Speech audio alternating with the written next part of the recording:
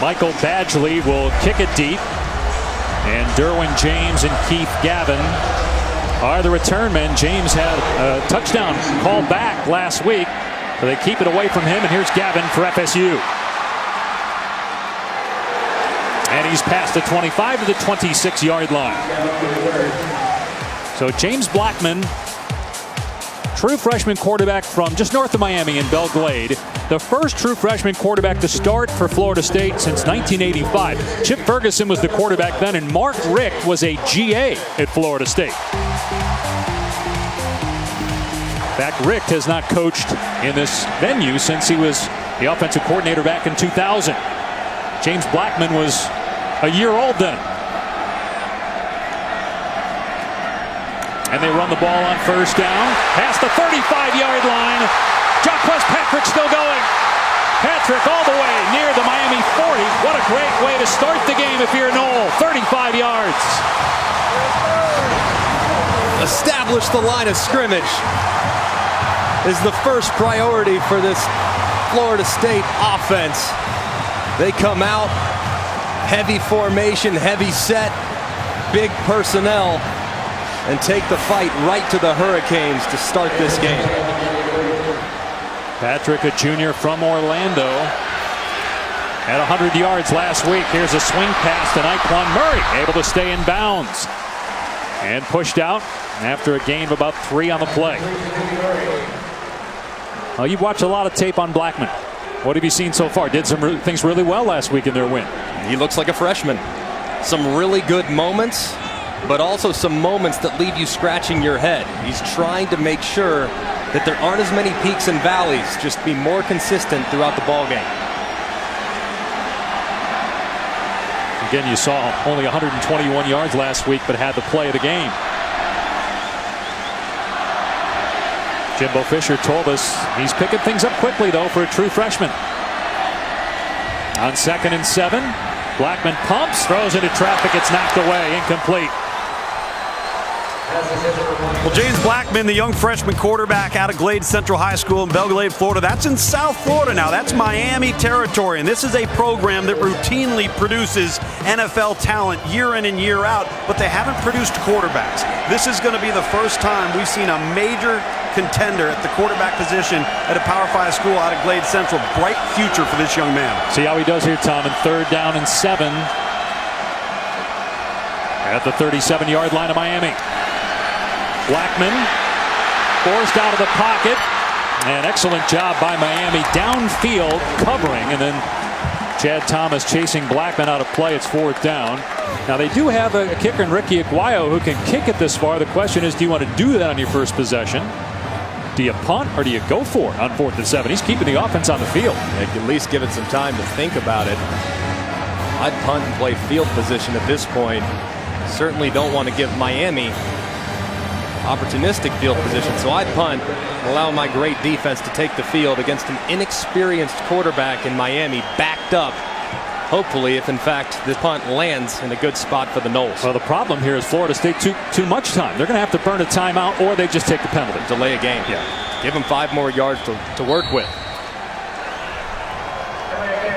Offense, 5-yard, 4th down. Well, Logan Tyler has struggled this year. Florida State is near the bottom in net punting, but he did have a big one last week against Wake where he pinned the Demon Deacons inside the 10, and that's obviously what they're asking him to do here.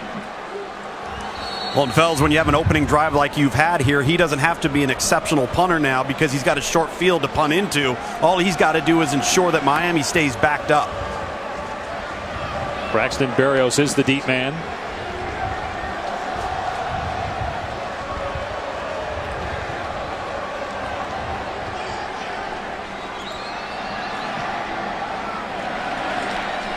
Berrios lets it go over his head. It checks up at about the 4-yard line. Great job by Logan Tyler, the sophomore.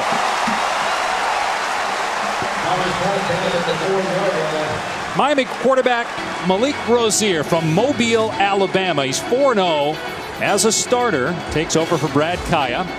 Now, 2 of those wins were against Duke, and one was in that crazy 8 lateral game 2 years ago. But last week against Duke, He was outstanding. He did have a pick, but had touchdown passes, almost 300 yards through the air, and he also ran for a score. It's his athleticism that really adds a new dimension to Mark Richt's offense. He's got a great security blanket standing next to him, too. And Mark Walton, one of the top running backs in college football. But is Walton healthy? He's been battling an ankle injury all season. We'll find out here. Walton to the 10-yard line. Gives him a little bit of room. Gain of close to 7 on the play. Rozier's mom, Dana Hudson, is here, along with stepfather Ron Hudson, making the 6-hour trek from Miami. Got sunny skies here. Never expected that. They almost moved this game again because of another hurricane. As Rozier's pass is deflected and incomplete. He was trying to set up the screen, and boy, he almost threw a pick 6.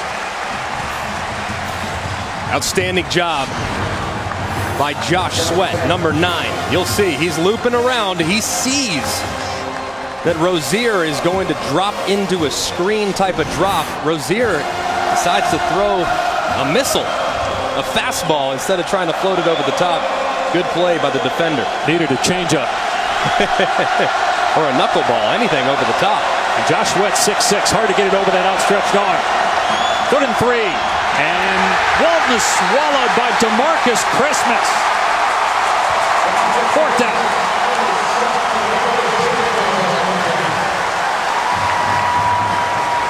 It all started with that great punt, pinning the Hurricanes deep, and now they got to kick it out of their own end.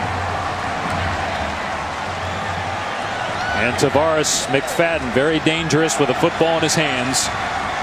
And a true freshman punter in Zach Fiegels. You wonder what his nerves are like right now, kicking in this rivalry for the first time. And he almost got that blocked.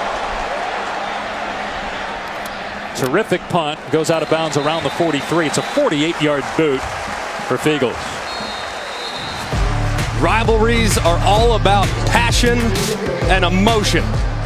You see the big fella, Christmas, come early.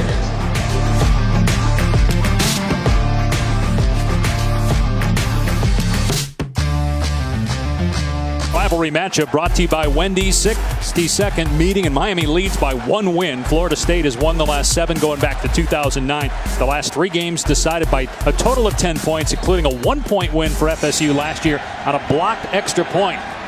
Seminoles start this drive from their 44-yard line. A swing pass to Keith Gavin, and it's a 6-yard gain to midfield. James Blackman has had some great moments, but he's also had some frustrating times. Here he is last week. This is a simple screen pass to the right-hand side. This is a JV, junior varsity throw.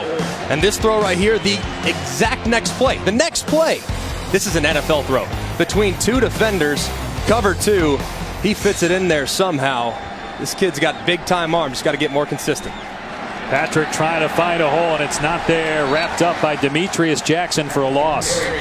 Well, fellas, this offense requires a quarterback to do a lot, and I think there's 3 things you got to pay attention to today. Number 1, down and distance and area of the field. James Blackman has to know where he's at, what his line to gain is, and then he's got to be able to communicate the plays coming in from the sideline, personnel groupings, formation, shifts, motions, and then after all that's done, watch him identify and then again get his team set up. Watch the communication between him and his football team prior to each and every snap. You're seeing it right now.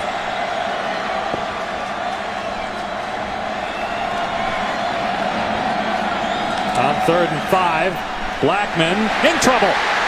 Gets hit a couple of times and finally goes down a sack back at the 42-yard line. Kendrick Norton was there for the Canes. Among the top teams defensively in every category, in particular tackles for loss, number 2. Pressure off the right-hand side. McLeod coming in. He gets picked up, which frees up Shaq Quarterman, the sophomore star at middle linebacker, to add to the pressure. Blackman just has no chance to get rid of the football. It results in a big sack for the Canes defense.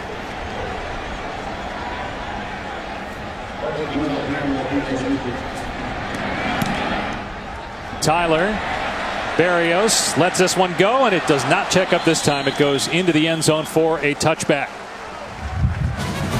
57-yard punt. but only a 37-yard net as Kendrick Norton using Blackman's leg to play the guitar. What's up with that?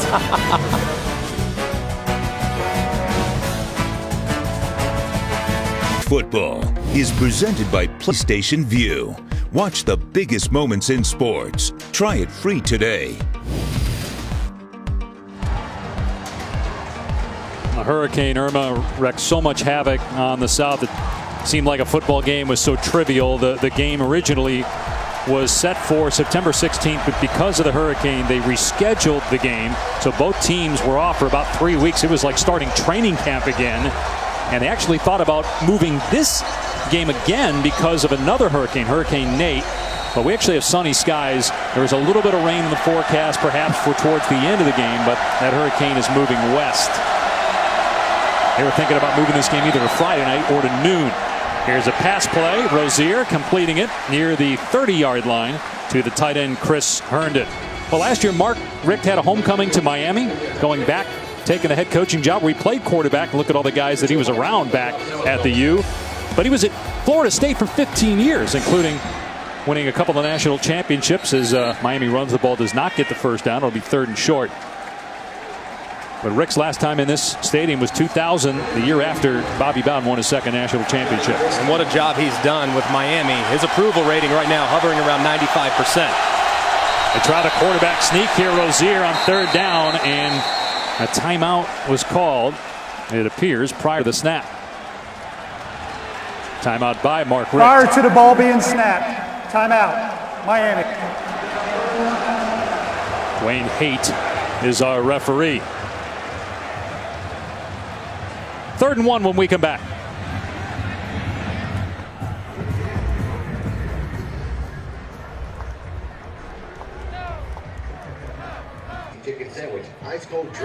The 4th ever night game at Ann Arbor, and it's a rivalry game. Michigan State, 7:30 Eastern on ABC. Midway through the start of the first quarter. This rivalry contest, 62nd meeting, 3rd and 1 Miami. You see who's in the game. Big number 65 at fullback, Corey Gaynor. Rozier rolling out, throws high and over the head of Herndon.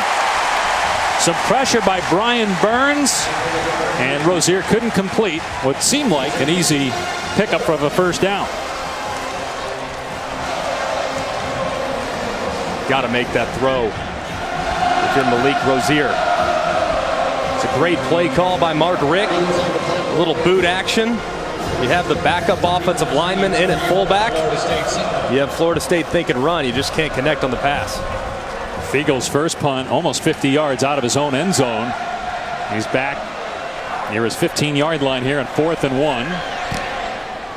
And this is not a good kick. McFadden letting it bounce, but it takes several hops inside the Florida State 20-yard line. A 53-yard punt. So James Blackman back out there at quarterback. He's in for DeAndre Francois. Here is where he got injured against Alabama week 1.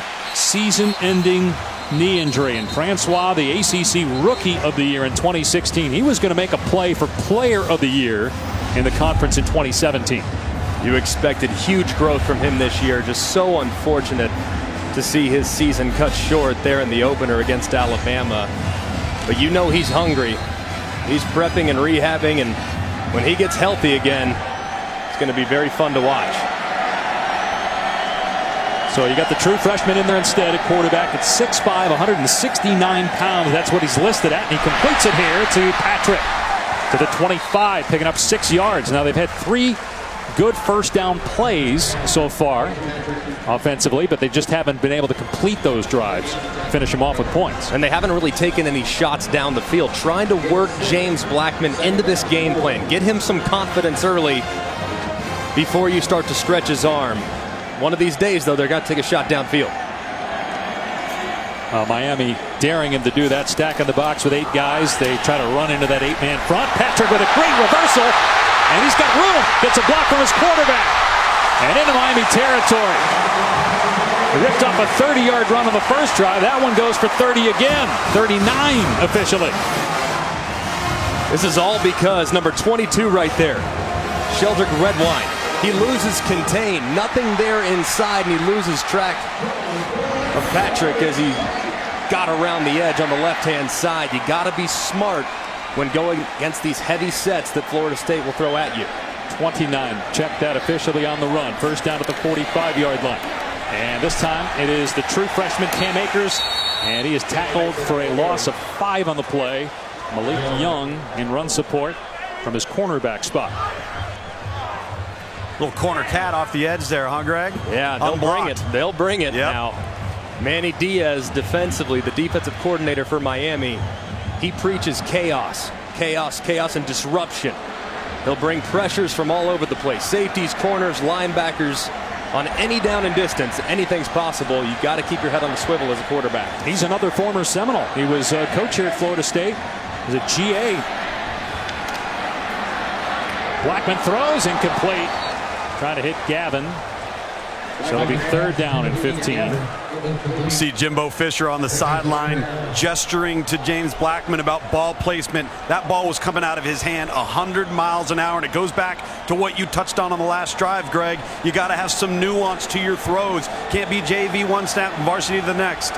He'll learn. Every snap is a new opportunity. This young man's going to be fun to watch as he grows over the years. 3rd and 15. See how the freshman does here. Looking downfield, and it's tipped at the line, but a flag comes in late as Blackman got hit. Michael Jackson. Personal foul. Rough the quarterback. Roughing the passer. Defense. Number 28. 15-yard penalty. First down. That's a huge play, obviously, for Florida State there, as they were going to be off the field offensively. Absolutely can't do it if you're Michael Jackson. That's the easiest call that official will make all day. Clearly the ball is gone. It's tipped at the line of scrimmage by Demetrius Jackson. Well played defensively. You're off the field, especially on 3rd and 15. Yeah. And then you give the Noles a fresh set of downs. You can't do that against quality competition. I know it's a rivalry game. You're jacked up to play, but you got to hold your water. You just hurt your team. First down at the 35. And a huge running lane for Blackman, who dives to the 22-yard line. 13-yard pickup. You see number 34 on the end of the line of scrimmage. He runs down with the zone read fake, which allows nothing but green grass to the outside for Blackman. Charles Perry took the cheese and allows the true freshman to get out in some free space. Well done. He doesn't run it often, but when he does, you got to be decisive north and south. We're at the 24-yard line now. This time he'll hand it off. Off the left side goes Patrick. Jaquez Patrick running all over this Miami defense so far. That's the 3rd big carry for Patrick, and it's a gain of about 12. This running game is starting to feel itself after last week. They played a couple great run defenses in NC State and Alabama. Now they are starting to see some opportunities up front in the run game. They got to continue to commit to it. Patrick again, 235 pounds between the tackles, gets 2 on the play. Joe Jackson on the stop. Greg, you got to be impressed with the Florida State offensive line to this point. This is a unit that has been subject to much criticism, both internally and publicly, and they're going against the defensive front 7 with Miami. Those 3 linebackers, Michael Pinckney and Shaquille Quarterman and Zach McLeod, they have not been able to make plays and get off of second-level blocks. And up front, Tom, they were banged up after last week. 3 guys, Derek Kelly, Landon Dickerson, and Cole Minshew, all a little bit beat up after the Wake Forest game. Answering the call now. Off play action. Blackman looking. Enzo got a man, but he overthrew the intended receiver, Naquan Murray. Nooney, as they call him, got free in the back of the end zone. Maybe the nerves got to Blackman on the throw. He had him. He did. And the windows get tighter as you get close to the end zone. And Blackman, they're going to come after him every single snap. This Miami defense is aggressive. They're physical. And they're trying to affect the quarterback. Blackman has to be more accurate in the red zone when the windows are small and the timing is tight. Chad Thomas said, "You're a true frosh. I'm going to just drive your helmet into the ground." make you think twice when I come at you next time. Little gamesmanship. Happens in a rivalry game, of course. 3rd and 8, and they're going to keep it on the ground with Patrick. Interesting call there. That's got to show that Jimbo Fisher doesn't trust Blackman yet, and also maybe he expects this to be a low-scoring game, right? I mean, why else would you just hand it off there at 3rd down? You just don't trust your quarterback. And you run it to the middle of the field, too, to make the field goal a little bit more makeable for Aguayo, who's been ice water throughout the course of his career for the most part. Tell you what, too, Greg, is you've won the field position battle. Get points while you're on a short field. Absolutely right, Tom. 27-yard attempt for Aguayo has made his last 8 kicks. And that one is on the money, and Florida State with the early lead. Is a star, the running back for Miami. You see him going through the pregame, working that right ankle, no problems. And then you get to the left ankle, not quite the same look. He's been banged up to this point of the season. Still been very productive, but he hasn't been quite as explosive or powerful as he was a year ago. We'll keep an eye on that left ankle and see if it affects him moving forward throughout this game. He's number 2 in the country in yards per carry and number 5 nationally in yards rushing. Overall, 403.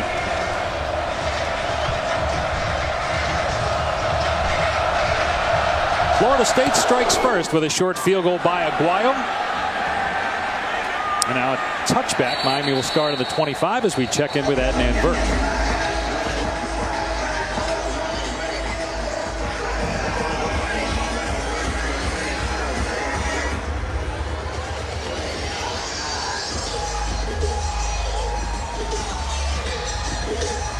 All right, Adnan, and an upset earlier today in the top 5 with Oklahoma going down at home. Florida State trying to upset Miami. The Seminoles have won 7 straight in the series. A lot of people saying if not now, when for Miami.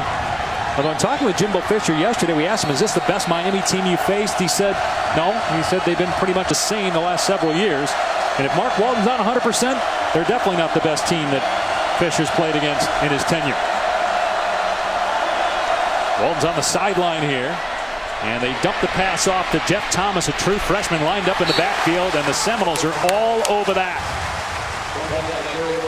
Well, they might be giving Mark Walton just a bit of a rest here, and to follow up with Greg on that ankle injury, it wasn't an ankle twist, wasn't ligament or tendon related. He actually got hit, so it's more of a bone bruise type situation where he's dealing with pain tolerance, so they'll continue to work Jeff Thomas, the young freshman, and Travis Homer, as you see in there right now, number 24, next to Rozier. Homer's averaging 8 yards a carry, so he's had a good start to the year so far. McFadden coming on a blitz. Rozier going downfield, and it's incomplete. Lawrence Cager went up high for that one. Couldn't pull it in with Levante Taylor in coverage. It'll be 3rd and 10. If you're Rozier, you love the matchup. Cager at 6'5", Taylor at just a hair over 5'10". He had a chance at it. It's a good no call, too, by the officials. Some contact, but I think it was well within the rules. He's got to make that catch, Greg. You have to. If you're a 6'5" receiver and you're giving up that much of an advantage, you got to come down with those contested catches. Look at McFadden, too, creeping up on the line again. Now he backs off. And Florida State was offside. Free play here for Miami. Rozier throws complete to Berrios. He doesn't get the first down, so they'll take the penalty here, and it'll be 3rd down and 5. Well, McFadden was almost offside on 2nd down. This time FSU was definitely in the neutral zone on the snap. Offside. Defense. Number 3. 3rd down. Yeah, you can see right here at the end of the line of scrimmage. Very obvious that he's in the neutral zone. Joshua Canado. Official, yeah. Charles Kelly, the D coordinator for FSU. See what he dials up here in 3rd and 5. All-world safety Derwin James lined up over the ball right now, standing up there. Rozier, another shot down the field, and Berrios trying to get there. The defender does first and breaks up the pass. Incomplete. A.J. Westbrook Carlos Becker in coverage as well. You don't see plays like this in the secondary every week. We go to games all the time, and it's rare to see that kind of range. Berrios is working on a corner route, running away from the free safety. A.J. Westbrook flies over the top and showcases world-class speed. Unbelievable play. How about this, Greg? Miami's blown a second time out here. Yeah. In the first quarter.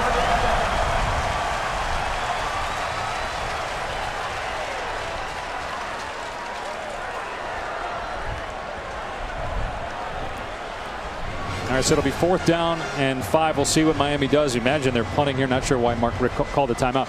Any surprises so far in this one? No, not so far. I've been very impressed by Florida State trying to commit to the run game and not putting James Blackman in a difficult situation. You see them getting in fullback, tight ends, multiple tight ends, and running downhill right at this Miami team. They haven't been tested yet, and Miami so far in the first quarter having a difficult time containing the run game for the Seminoles. You think it's fair to say that Miami's season starts now? Everybody wants to know, are the Canes back? Their defense looks so good against Duke, and all respect to Duke, but it's still Duke.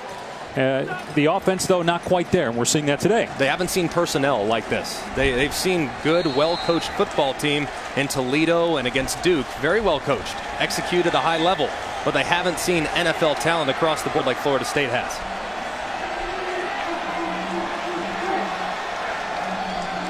Miami having some issues again getting lined up here.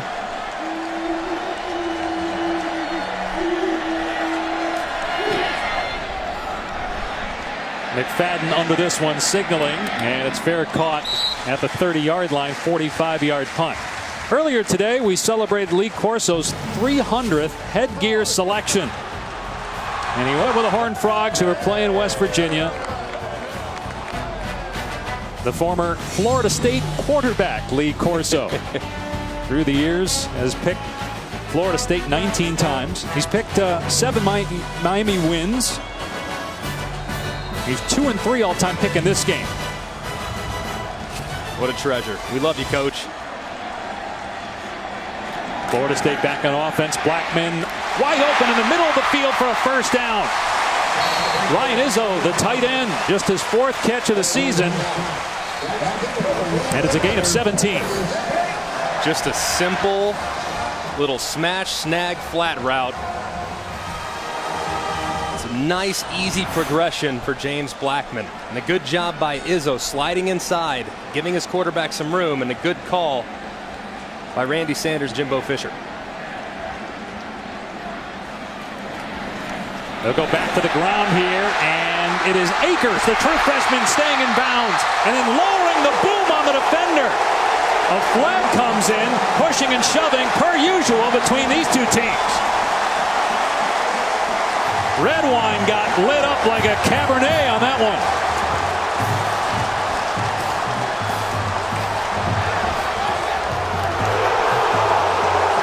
I hope they're not calling a penalty on Florida State for that hit by Akers.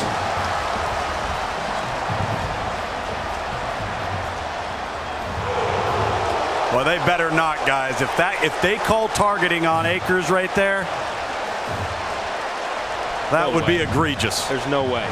I mean, Akers was out of bounds, but what's he supposed to do? The defender's coming flying at him. That's what I think they might be looking at, is whether or not it's a late hit out of bounds. Oh, he was tight roping the sideline. I don't think you can call it. If that's what they call it here, I'll be disappointed. Maybe. I mean, Redwine hit him late. He was already out of There bounds. is no foul on a play for a late hit. Result of the play, first down. Yeah, that was a bang-bang play. As soon call. as Cam Akers' left foot went out of bounds, it was within a yard or a step when Redwine actually made the hit. Or should I say, when Cam Akers made the hit. Redwine, the converted corner, not the biggest safety in the world. He felt the boom on that one. Already 92 yards on the ground for Florida State, mixing Patrick and Akers. From the 41 of the Canes. Here's play action. Blackman on the rollout, and he throws it away. He wanted to take a shot down the field to Keith Gavin, but it was an excellent read by the safety, Jaquan Johnson, to get back there as Gavin was streaking down the numbers. So far on 1st and 10, we've seen Jimbo Fisher throw the ball a number of times. Yeah, he's run it a couple, but it's been all about picking up yards through the air on early downs, and they've been successful to this point. Behind the sticks now on 2nd and 10.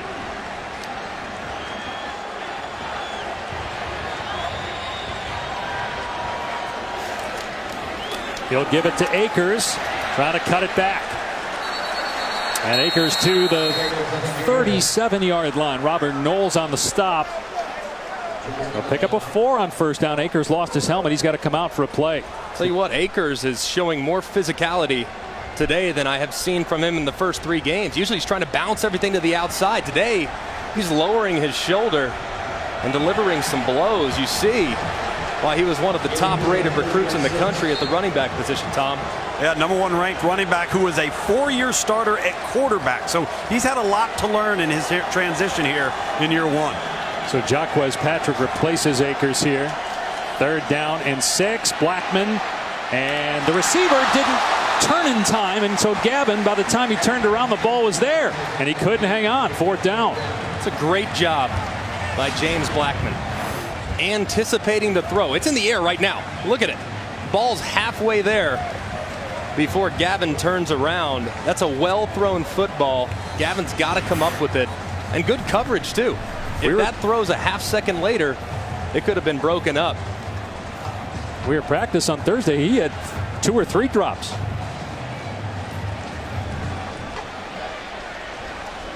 Tyler's been good punting so far. And Barrios again, the deep man. And Florida State able to keep it from going into the end zone. How about that? Nasruddin was down there for FSU, or are they saying a touchback? They're saying it's a touchback, that it crossed the plane to where the ball is, not the man, and they're ruling that it crossed the plane. It's a touchback, comes out to the 20. Wow, that was close. They're going to have to take another look at that, I would imagine. That's a huge play. So hard to tell, though, right? A replay, and whether it crosses there? You have to have indisputable video evidence. I would think that they would take a peek at it, or at least a half-second look. But remember, it has to show that indisputable video evidence on the replay to overturn it. So 1st down for Miami on its 20-yard line. Mark Walton is back in, and he gets the call here off the left side. He lowers the shoulder and runs over Westbrook. He's 200 pounds. Mark Walton able to lower the shoulder there and pick up 5 yards. And that's the type of run right there where that left ankle will be tested. He's running from right to left, kind of running a loop. That left ankle is going to be tested on those perimeter runs to the left. It looked just fine on that one.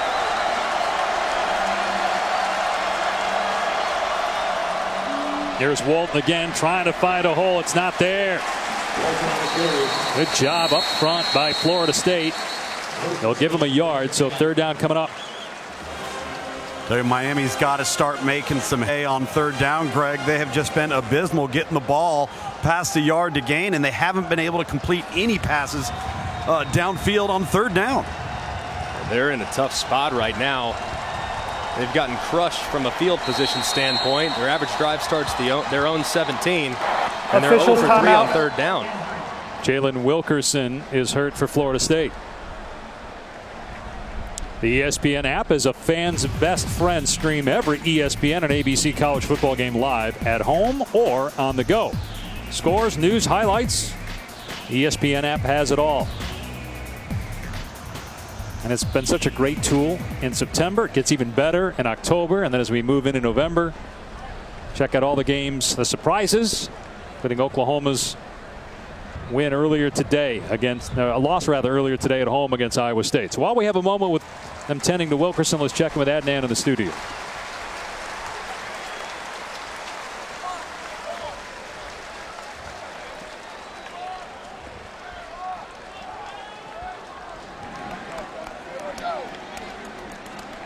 Adnan, Greg, Tom, it really looks like Notre Dame's about to start rolling. Their offense has really gotten going, even with Wimbush not playing today. Yeah, they're a much better team than North Carolina, but Notre Dame, we're going to learn who they are in the second half of the season. Their first 6 games, relatively manageable. Their next 6, it's on a whole nother level. They'll be facing a lot of ACC foes that are outstanding and very well regarded in the second half of the season. Including a game at the U November 11th. 3rd and 4 for Miami. Some movement up front. No flag.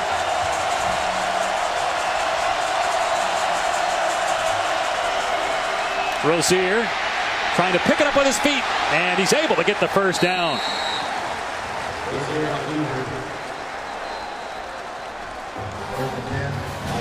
So this game here in 2017 we thought would be all about defense, and that's the story through 1 quarter in Tallahassee. 3-0 Florida State.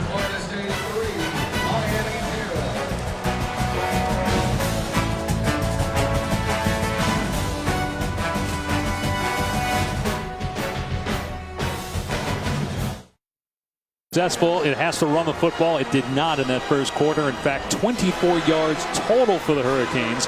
Florida State had 124, had the ball for over 10 minutes, but only 3 points, so that's disappointing if you're a Seminole fan. Meanwhile, Malik Rozier making his 5th career start for Miami. Just got a first down with his feet from the 32.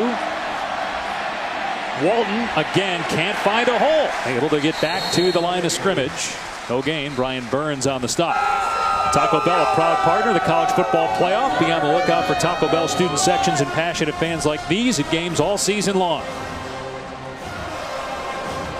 And just being around Tallahassee the last couple of days, we've seen a lot of houses divided. We saw just today at breakfast several married couples, one wearing a Seminole outfit and the other the U. Single coverage. Amon Richards, one of the top young receivers in college football, picks up close to 15 on the play. Just his 4th catch of the year because he missed the first 2 games of the season with a hamstring injury. Yeah, they need to get him involved. You see early in the second quarter, say we got to get our stars going. We got Walton going a little bit. We got to get Rozier dialed in the passing game, and let's find 82 for a couple plays. Back to the ground. Again, nothing for Walton. Able to stretch forward and get maybe 2. And they need to keep finding Amon Richards, number 82, because that time he was lined up against number 8, Stanford Samuels, who they really like, but he's just a true freshman. And that is not a matchup that Florida State wants to be in all day on defense. And now he's going to be going to the other side. That's right. There you go. Against Tavares McFadden. That's the matchup they want. Corners in the game. I think it's a matchup we may be seeing for a lot of years to come. Some pressure coming on the left side here. And at the next level, both guys considered prospects. Rozier's pass. There was contact before the ball arrived by Florida State. Pass was intended for Cager. Samuels, a true freshman, looked like he got there before the ball, but no flag.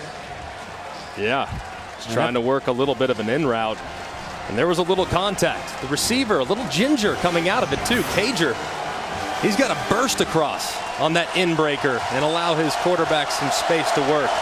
Bad route by Cager.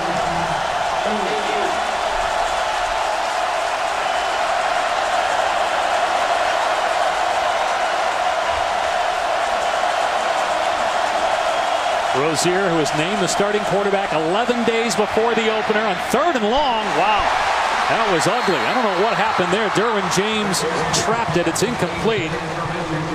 That came out of his hand funny. 4th down. This is one of those where Rozier is looking at his wide receiver. He's like, I got him, I got him, I got him. Oh wait, number 3, no. Try to pull the trigger. You see he's just kind of tries to stop himself from letting go of it. The ball dies like a sinker. Wishes that was on a yo-yo string, Greg. I'll tell you what, that happens though.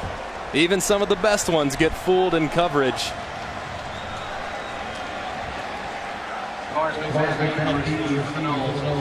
Here's Fiegels to punt, and may have gotten blocked, may have gotten tipped there. It works out well. Rolls down near the 12-yard line, so 39-yard punt. Brian Burns, who already blocked a punt this year, the 2nd time in his career, may have gotten a piece of that one.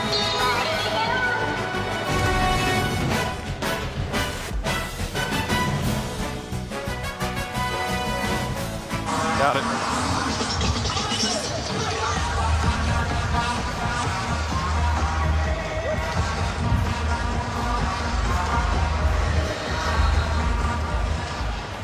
All right, Ednan, here in Tallahassee, it is 3-0 Florida State. You see Miami with just 40 yards of total offense. Seminoles with their first drive of the second quarter, starting from their 12-yard line.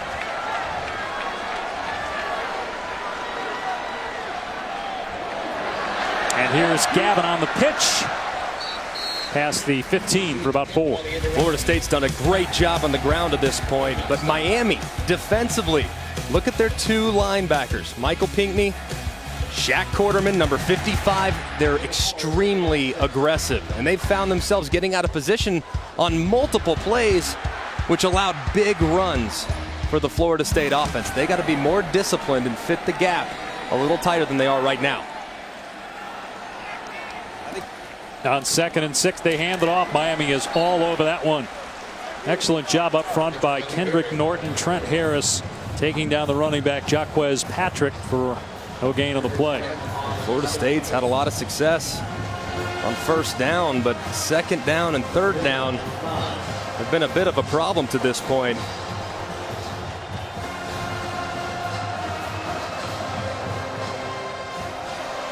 Now, the longer the third down gets, the more difficult, obviously, it is to convert, especially when you got a true freshman. This is 3rd and 5. Let's see how he handles this.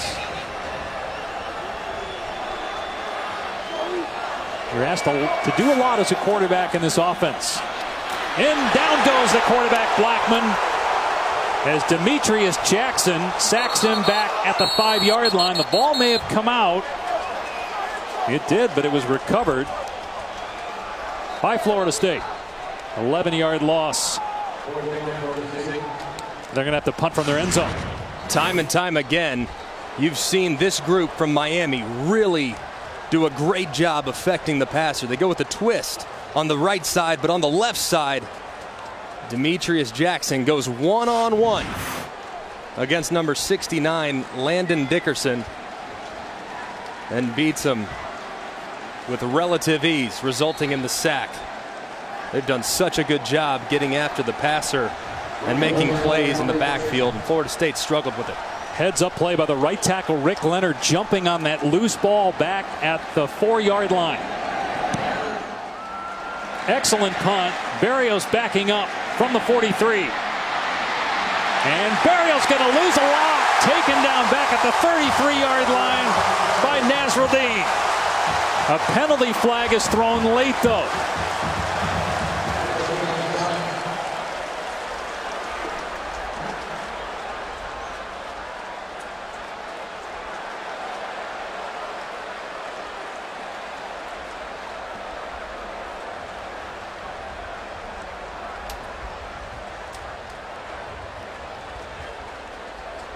Had a lot of long discussions by the officials so far before announcements.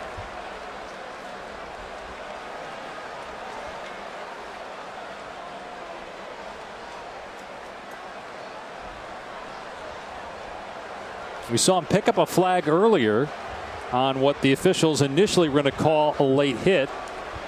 See if they pick up the flag again.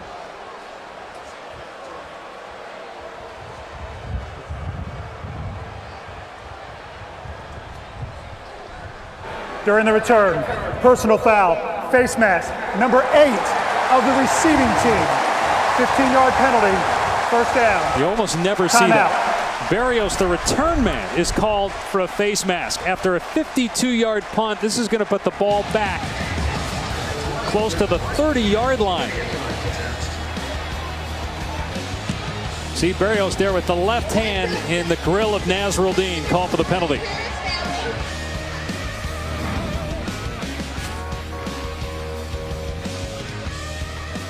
Good by contributing to participating universities' general scholarship funds for each field goal and extra point kicked. To date, Allstate has contributed millions in scholarship funds. Miami coming in averaging 237 yards per game on the ground, but just 17 yards so far. And a 73-yard flip of the field after a great punt by Florida State, plus the face mask on the return man, Braxton Barrios, and that puts the ball at the Miami 21. Malik Rozier, the junior quarterback, gonna keep it here, and he's spun down for a loss at the 20-yard line as we check in with Adnan.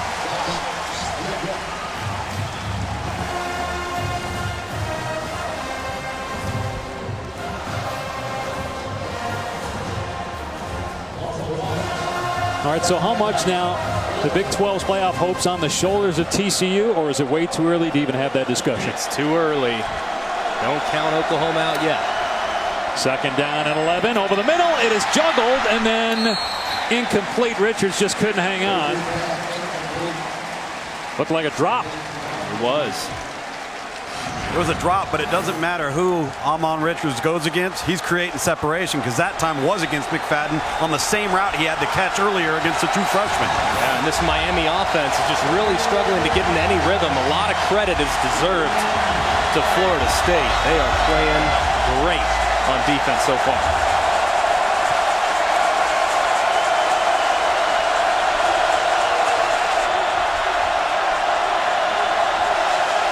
Florida State backs off, rushes just 3 on 3rd and long. Rozier's pass is way off the mark, incomplete, intended for Cager. So a 3 and out for the Hurricanes, and they'll have to punt.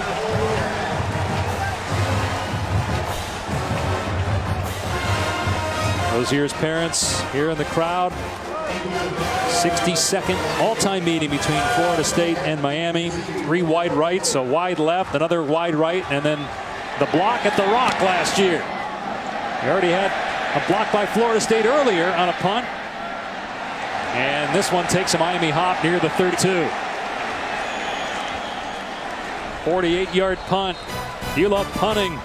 This chapter of the rivalry's for you. By Tom Luganville in Tallahassee. Our Aflac trivia question. Miami with 30 NFL draft first-round picks since 2000, most in the FBS. All right, who's number 2? Since 2000. I'm going to say Ohio State.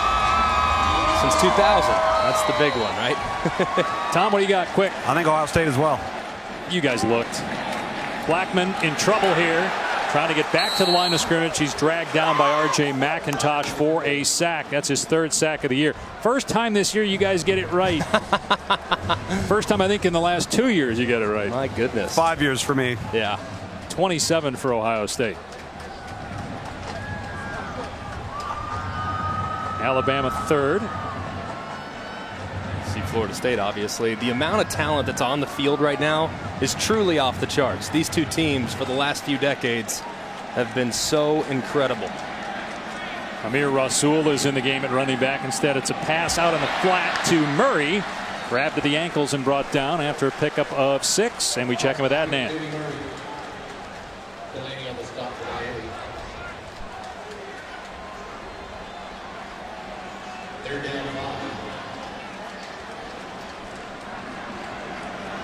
Don't sleep on Ohio State getting back into the conversation, although obviously Oklahoma losing today doesn't help their cause.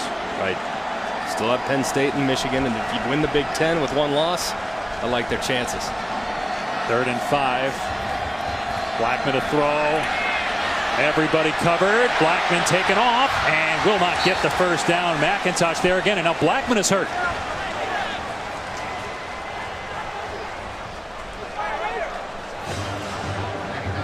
Went down very awkward as he got grabbed from behind. Not all that dissimilar to the way DeAndre Francois went down. And a couple plays earlier when he got sacked on 1st down, went down and got up a little gingerly. Something to keep an eye on. This Florida State offensive line having a tough time in pass protection, but have been okay in the run game to this point for sure. Logan Tyler getting his name called a lot on TV today. This is a moon ball. It didn't go very far, but it takes another bounce inside the 30-yard line. It springs underneath the grass here at Doak Campbell. 1 Alabama. Can the Tide do it again? Put up 50 more points in an SEC game. They've done it the last 2 weeks against Vanderbilt and Ole Miss. Meanwhile, James Blackman, they're taping that right ankle. He got dragged down on a sack. He's been sacked 3 times. by Miami so far today. The backup is J.J. Cosentino, who played a couple years ago in the Peach Bowl because of an injury. 1st and 10. Rozier struggling, but not on that pass. On target. First down. True freshman Jeff Thomas. Gain of 11. And they have to get the quick passing game going for Malik Rozier. Before that pass, he was only 3 of 11. He has to get into a rhythm to soften up this defense, because Florida State, when they know what's coming, they're very difficult to push around. So that's only the 7th play they've gotten positive yardage on here in the first half. Rozier will throw again. And this one is knocked away by McFadden, intended for Richards. It's a great matchup. Keep an eye on throughout the game. Yeah, it is. And you referenced it earlier. This is not the last time we will see this matchup. Amon Richards, the sensational sophomore, and of course McFadden, one of the best defensive backs in the land. Few teams will test him. But with Amon Richards out there, if I'm Rozier, I might give it a couple more looks. But with coverage that tight, it's going to be tough to get a lot of completions. Think about it. He had 8 picks last year. That's a ton for a guy that it doesn't get thrown at a lot. As they run Walton here, just trying to get anything to make it 3rd and manageable. There's a penalty flag down. They get about 3 yards. If it holds up.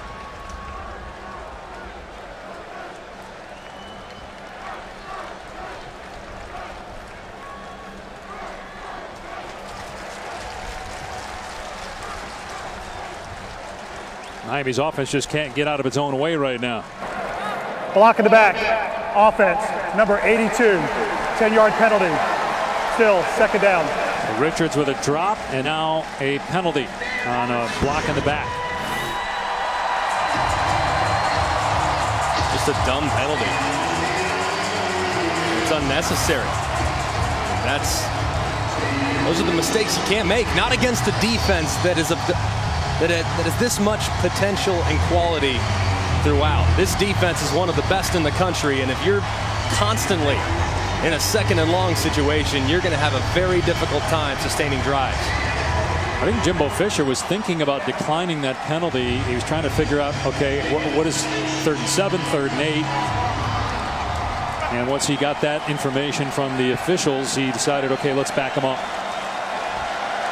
If you're Miami right here, since Florida State's been barreling down, it might be time to go with a little bit of a screen pass or something to one of your wide receivers in space.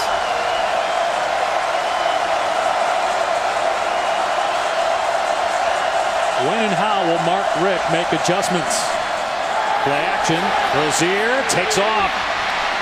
Rozier gets knocked down hard at the 35-yard line by Matthew Thomas. Little forearm shiver to get him to the ground. Get back to the line of scrimmage. 3rd and long. What a hit, Matthew Thomas. And a good job right there by Malik Rozier. 2nd and long. Nothing's there. You see some green grass in front. Go north and south to set up a little bit more manageable 3rd down. If I'm him, I'm looking for Amon Richards, testing that matchup against McFadden. 3rd down and 9. Rozier to the air. Wrapped up and brought down. Brian Burns. Last year, as a freshman, had almost 10 sacks. He may have gotten back to the line of scrimmage there, so it wouldn't officially be a sack for Burns, but still a great play to force a punt.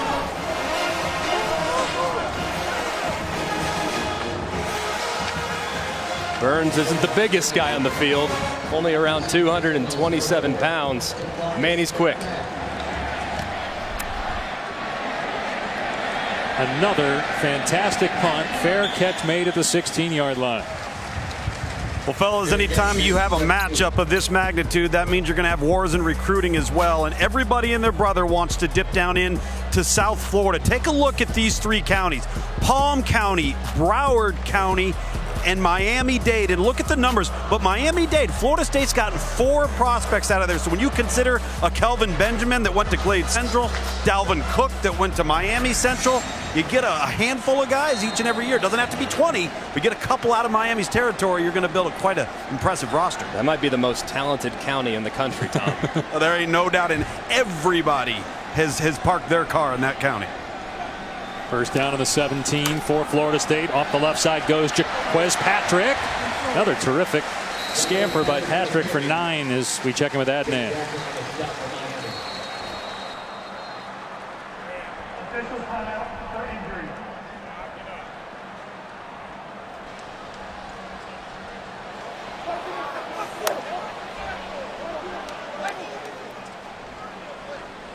Well, Adnan, you know Luganville does not mess around when it comes to recruiting. This guy knows all when it comes to the best high school players in the best schools and counties. As Patrick was shaken up on that last play, got dragged down just shy of the line to gain. Tackled by Joe Jackson, and then you see that second defender, Pat Bethel, come on top of him. Ooh. It's like he was hyperextended there at the bottom of the pile, getting stretched out. Man, you hope he's okay. Everyone in this stadium holding their breath right now. Jaquez Patrick has been maybe the most consistent player on this offense over the last few weeks. Has really emerged, waited his time, and now has become a go-to guy in the running game. And you hate to see him banged up right now. Hope he's okay. He's got 84 rushing yards so far in the game. Kick off your Week 5 NFL Sunday with ESPN at 10 a.m. Eastern Time. Our Sunday NFL Countdown crew will have all the early breaking stories, injury updates, preview of each game right at the kickoff. It's all streaming live on the ESPN app. We had a chance on Thursday night to sit around as a group and watch former Seminole quarterback Jameis Winston and Tampa Bay fall to the New England Patriots as Patrick gets some help to the sideline. Greg, Dave, that's an injury to keep track of because, and Greg mentioned it earlier in the first quarter, the young freshman Cam Akers has yet to square his pads and become that downhill figure. That's exactly what Jaquez Patrick brings to this offense. Let's see what Akers can do stepping in now. They have the same issue initially with Dalvin Cook, trying to get him to just keep it between the tackles and say to the young guy, okay, 3 or 4 yards, that's okay. You'll get your 70-yarder at some point. They just need 2 here to get a first down. Akers trying to get outside. And he gets the first down. Another big hit in the secondary between D. Delaney and the running back Akers. And getting back to Akers, it was funny talking to Jimbo Fisher yesterday. He said, man, when he doesn't score a touchdown on every single snap, it's like he's disappointing you. That's what he's done the last 4 years as a star in Mississippi. So now when he's going against guys that are equal in talent, it's okay to gain 7 yards. It's not a bad place. He's learning, but man, is he going to be a good one here in the years to come. 7 yards, you'll be 5th in the country in yards per carry. He gets about 5 or 6 here. There it is. That's what you want right there. Yeah, and finishing runs, north and south. And don't try to run to the outside the way you've always done. But Tom, you said it. When you're a quarterback and you're doing zone read schemes, which is exactly what Cam Akers did when he was a high school player, your whole world is on the perimeter. Right. You're outside the tackles all the time. Now that he's having to run between, it takes some nuances and some learning to get on the level of some of the great backs we've seen in years past here in Tallahassee.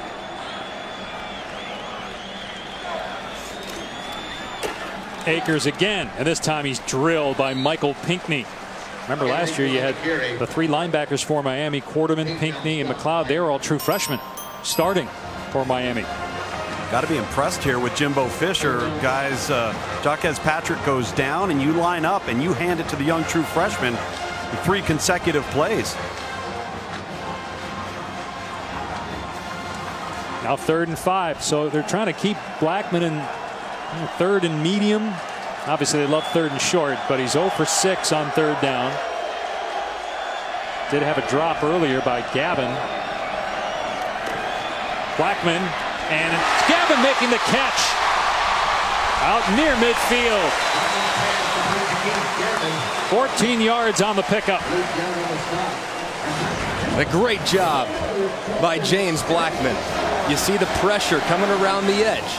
They decide to bring Pinckney and vacate the middle of the field with that zone pressure. It's It's exactly the area of the field that they work. A good job by the quarterback recognizing that green grass and finding his receiver in stride. From the Seminole 47-yard line, Akers trying to find a hole. He does, and tripped up by Jaquan Johnson. Otherwise, he may have had that big run. He's still got 8. Well, this is the best Cam Akers has looked. This drive right here, this is the best I've seen him early in his college career. You see that decisive one-cut running that we saw for so many years from Dalvin Cook.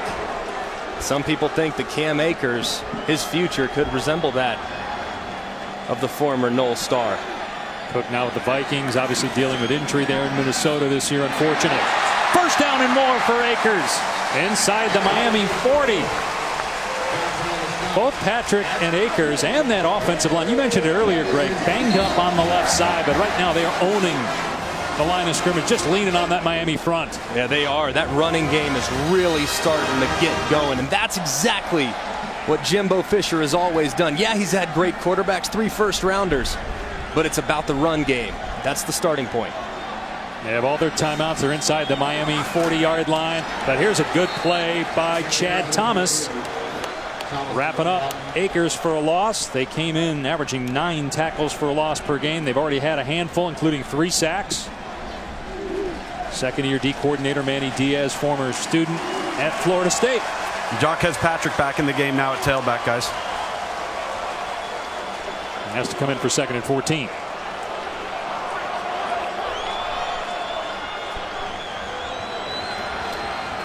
Blackman to throw.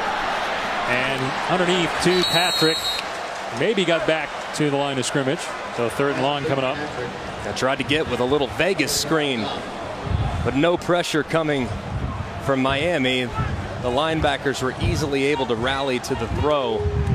You got to be smart with the clock here too. I think Jimbo Fisher obviously thinking about letting that clock run all the way down, so if in fact they do have to give it back to Miami, it will be with minimal time and on 1 timeout. Run play here. Just try to get a chunk. I would throw it. I would throw it. I would throw it downfield. That's what James Blackman does best early in his career. He's going to throw it on 3rd down and 15. And over the middle, it's picked off. He threw it way over the head of the tight end Ryan Izzo, and Michael Jackson with a diving interception. Caught it with his glove.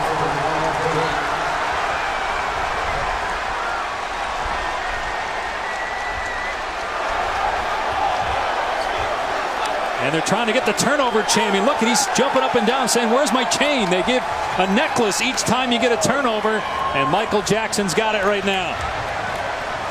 Of course, make sure he caught it. This ACC crew will look at it from every angle. Doesn't catch it initially, but does he secure it before he hits the ground? Appears like he does. Catastrophic mistake right there from James Blackman. Well, and it may not The be, ruling on Greg. the field is an interception. The previous play is under review. It may not be, Greg, because Miami hasn't been able to get the length of their pinky finger on offense. So if you consider the field position battle having been won by Florida State, that wasn't ideal, but the way this defense is playing, it may not kill them. And let's, of course, take another look at it. Remember, has to be indisputable video evidence to overturn. Now, he doesn't catch it initially, but does Jackson's left hand get under the ball and secure it before it hits the ground? I think the glove was well placed under the ball. You keep referencing the glove. Michael Jackson, the glove. We get it. Well, I wasn't sure as a millennial if you would catch that, Greg. I know Luganville got it. Oh, He's old like me. I love it. Now, it can touch the ground as long as you possess it and control it. Yes. And again, it's got to be beyond all doubt to overturn the ruling on the field. Bob Remember, Welch is our replay if you official. complete the action of the catch, a ball can touch the ground. It can, as long as it's secured. Game Day Operations Center in Greensboro gets involved as well.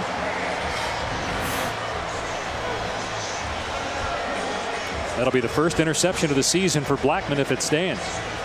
And given the fact this guy's a true freshman trying to learn this offense, which Jameis Winston mastered, the fact that's just his first interception After of review, the season. the ruling on the field stands. First down.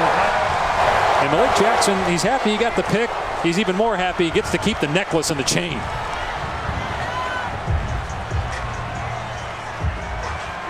That's their 6th takeaway this year. And now Miami with possession, but they haven't moved the ball at all, and they only have 1 timeout left. Yeah, those early timeouts that they had to burn on 4th downs of all things, coming back to bite them.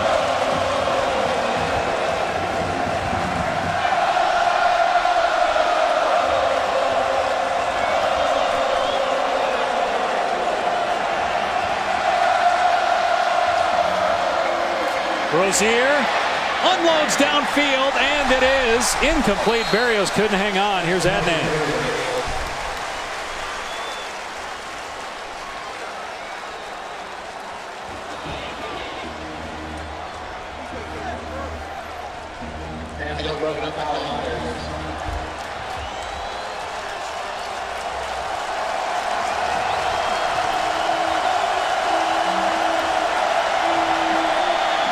All right, Rozier throws. It's nearly intercepted by Derwin James, stepping in front of the receiver. James, one of the best safeties in the country, missed most of last year with a knee injury. Last time Miami scoreless in the first half, that was 2 years ago against North Carolina on the road. They got blown out. That was before Mark Richt's arrival. Now 3rd and 10. Florida State's thinking we might get the ball back here. So let's see what Mark Richt calls here. Does he play it safe and just hand it off? Rozier has really struggled. 4 of 15 passing. Would you let him sling it here if you're Mark Richt? I'd run it. They're coming after him. Gets rid of it. Almost intercepted again. McFadden. There's a penalty marker down. He got tangled up with Amon Richards.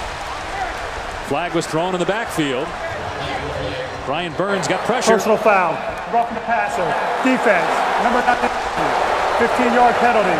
First down. Well, Miami had one of those earlier. Now it's Florida State's turn for the dumb penalty to keep the drive alive late in the quarter. Oh, that was close. That was bang bang. It's not often that you see a call made like that. That certainly wasn't egregious. I think that's a bad call, I Greg. think so too, Tom. That's the act of the tackle. And that's coming from 2 quarterbacks. Yeah. For the first time this year, 3 guys agree, because I'm with you guys.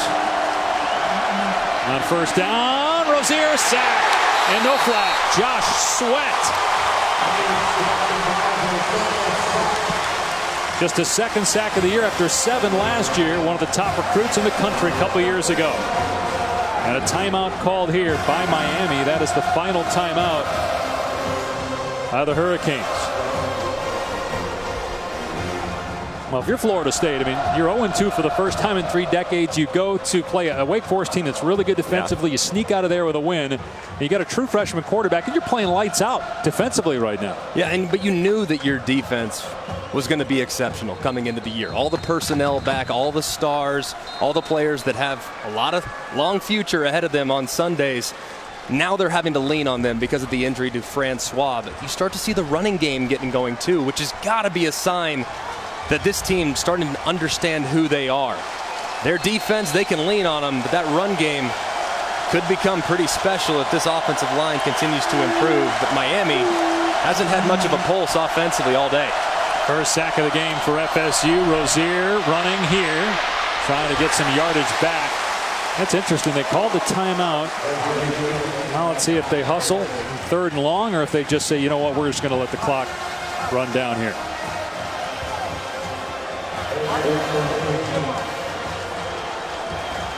He had 12 guys on the field at one point. 3rd and 13. Rozier going downfield. Oh, he had a man, but he overthrew Lawrence Cager. There was a defender who was hurling down on Cager, but he was open. He had him for a minute. But man, that's a tough throw. A very tough throw. And that's a small window considering the ball's traveling 40 yards downfield. Rozier tried to make it, probably pressing a little bit. He's lucky he didn't throw his wide receiver into a massive blow up in the back end. Rozier, 2 of his last 13, and you saw that they haven't run a play in Miami territory So the fair catch made by McFadden with 3 seconds left. Let's see if Florida State lets Blackman, who has decent arm, to throw it deep, or if they just take a knee and go to halftime with a 3-0 lead. I think you kneel on it, especially given the way Miami's been able to get after the passer today. Already 3 sacks registered by the Canes defense. So kneel on it, go into halftime feeling good about what your team's done to this point. Plus, if you get it picked off deep, remember Miami's got that lateral thing mastered. Don't know if you want that to happen again. 3-0 Florida State at halftime. Let's go back to the studio. Is streaming live on the ESPN app. Download now and take ESPN everywhere. Welcome back to Tallahassee and ESPN's afternoon college football presented by PlayStation Vue. You're watching the ACC on ESPN. Florida State leads Miami as we get ready for quarter number 3. 3-0. The Noles trying to get back to 500. Miami trying to stay unbeaten. The opposite of gaudy numbers in the first half for both teams. 54 yards of offense for Miami. Now they had the ball half the amount of time that Florida State, and the Seminoles could only muster 163 and a field goal. We'll see what kind of adjustments both offensive-minded head coaches make here, if they can make them with their personnel. Tyler's kick will result in a touchback, and Miami will start on the 25. 1959. That's the lowest scoring game in the series. You weren't around because I know I wasn't around. Our parents may not have been around either. That was 7-6, by the way, in case you're wondering. Miami won it. Bad offense, really good defense, combination of both. Combination of both. You have to give credit to what these defenses are doing. At the line of scrimmage, they are not getting pushed around whatsoever, especially when you look at what Florida State is doing defensively, who will get the start here in the second half. These two defensive tackles, both Noddy and Christmas, have been a handful for the Canes to this point. 530 punt yards combined between these two teams. Rozier off a pump fake, taking a shot down the field, and almost intercepted by McFadden. Did a great job, but they call a flag. Boy, it looked like he had good coverage that time and almost picked off the ball. Pass interference. Defense. Number 4. 15 penalty. First down. Look at McFadden right here. Never looks back at the football. That's going to get called every single time. Now, it was tight coverage. If he just turns over his right shoulder and looks back at the football, it's not only not a pass interference, it could be an interception. Westbrook still almost got it on the redirection, but because of the foul, first down at the 40-yard line for Miami. They come out throwing here. It's deflected and almost picked off by Matthew Thomas. Wow. And Matthew Thomas, talk about reading eyes really quick. Rozier's eyes to the left. Thomas drops right underneath. The stop route on the left-hand side almost picks it off. Just too much juice on the ball from Rozier. You got to wonder about the health of Mark Walton. They're coming out throwing it on first down, and Rozier is 4 of 17. You're going to throw it again here. Berrios out in space, and it's a good pickup. Banged out a play at the 48-yard line. Derwin James on the hit, gain of about 8. And I think they're throwing it because they recognize that they have a significant disadvantage in the trenches right now.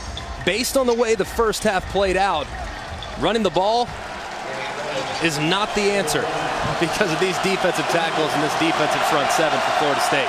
And especially if your number one tailback's not 100%. That was a terrific throw by Rozier. That's his guy, Braxton Berrios. They were one-time roommates.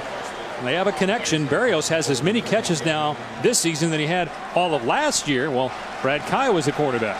It's been very reliable and has uncovered on multiple occasions for Rozier. Just a quick slot receiver that's very versatile. From the Florida State 47. Rozier, quarterback keeper. And he gets leveled as he went for the slide. No flag, though, as Myers came in with a hit. So they come out throwing to try to open up the run game.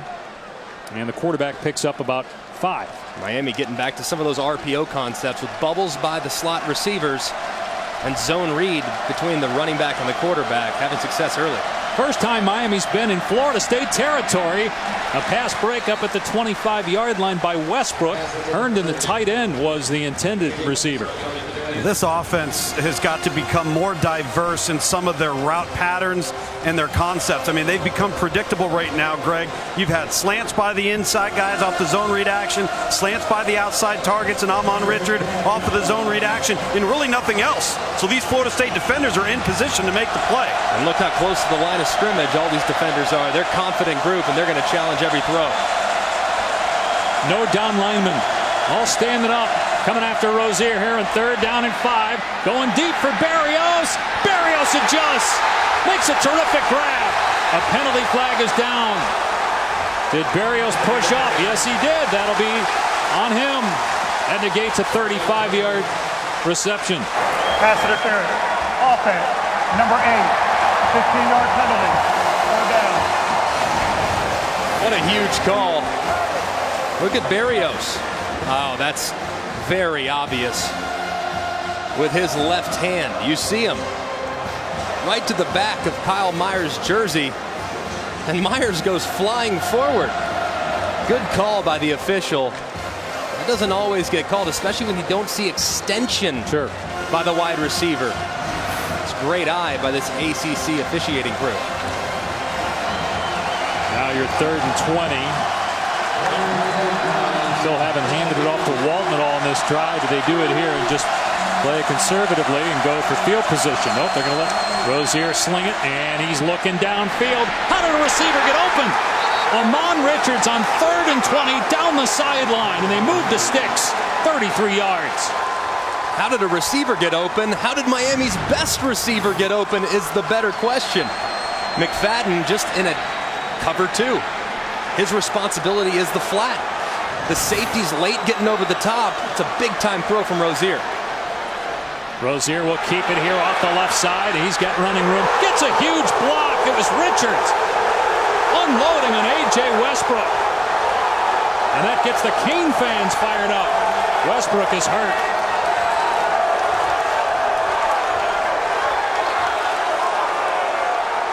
What a hit. Is that legal? It is, but that is a lot of contact. You can see he lowers his head. It's all on the shoulder. He was in front of him. He's in front of him. It's legal. It's within the rules. It's just a bang-bang collision. And credit Miami and this wide receiver group. Over the last couple years, they've been one of the best blocking wide receiver groups I've seen in college football. Back in a moment.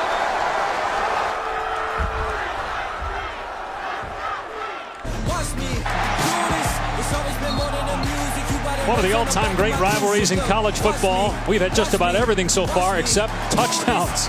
Big hits, big punts. We even had defensive lineman for Miami, Kendrick Norton, playing the guitar with James Blackman's leg after he sacked him. Look at Miami on this drive. More yards here than they had the entire first half. After the run by Rozier at 2nd down and 2.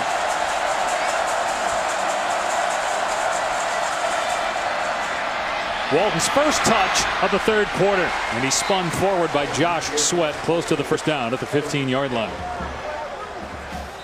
Walton, we referenced it in the first half.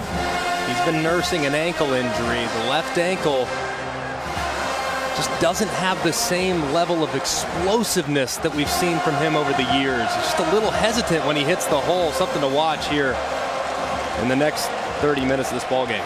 Only his 7th carry of the game for 13 yards. On 1st down, it's Rozier keeping it. Sweat on the takedown, so just a couple of yards for Rozier. Again, this is just the 5th career start. We talked a lot about Blackman for Florida State, his inexperience at quarterback. This is Rozier's first time in the rivalry. And he started one game 2 years ago, and Brad Kai was hurt. Won all 3 games he's played so far this year as a starting quarterback. But obviously this is the biggest test so far. And the first time in a truly hostile environment. Tallahassee, one of the toughest places to play. Rozier has a couple rushing touchdowns on the year. On 2nd and 9. Pulls it back, throws end zone, and he had Berrios. He just threw it wide of him. So it's 3rd down and 9. Be about a 30-yard field goal attempt from here if they are unable to convert. He had Berrios in the back of the end zone, but man, there was some push up front that made it difficult for Rozier to follow through on his throw, which caused it to drift. Now, here in 3rd and 9, I think Rozier has to drop back and try to find Amon Richards, 82. They connected for a big 3rd down conversion earlier in the drive, and he's his best weapon offensively. Bottom of your screen matched up on McFadden. Florida State showing blitz. Here they come on 3rd and 9. And Rozier, it was deflected at the line, it appeared, and then almost intercepted by McFadden. So it's 4th down. He tried to find Richards. And a great job by McFadden closing that gap. That was well covered. Not a lot of places to go with it. Ball came out a little funny. I don't know if it for sure was tipped. Yeah, it did. It was. That was Ermon Lane, guys, the former wide receiver, number 7, the safety in the gap there. Actually, that was a great play. 31-yard try. Badgley to tie the game. And we're even at 3 apiece. The kick is good. Florida State 3, Miami 3.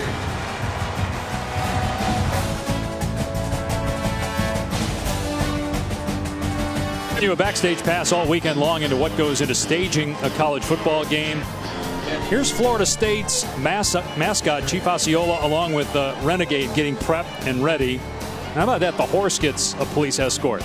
You guys had to walk from the hotel. The play-by-play guy had a lift, but the horse is more important than some of the players, I feel like. No, all joking aside, man, how great is that? There's the payoff, right? Dave, the horse is a sedentary animal. Greg and I are thoroughbreds.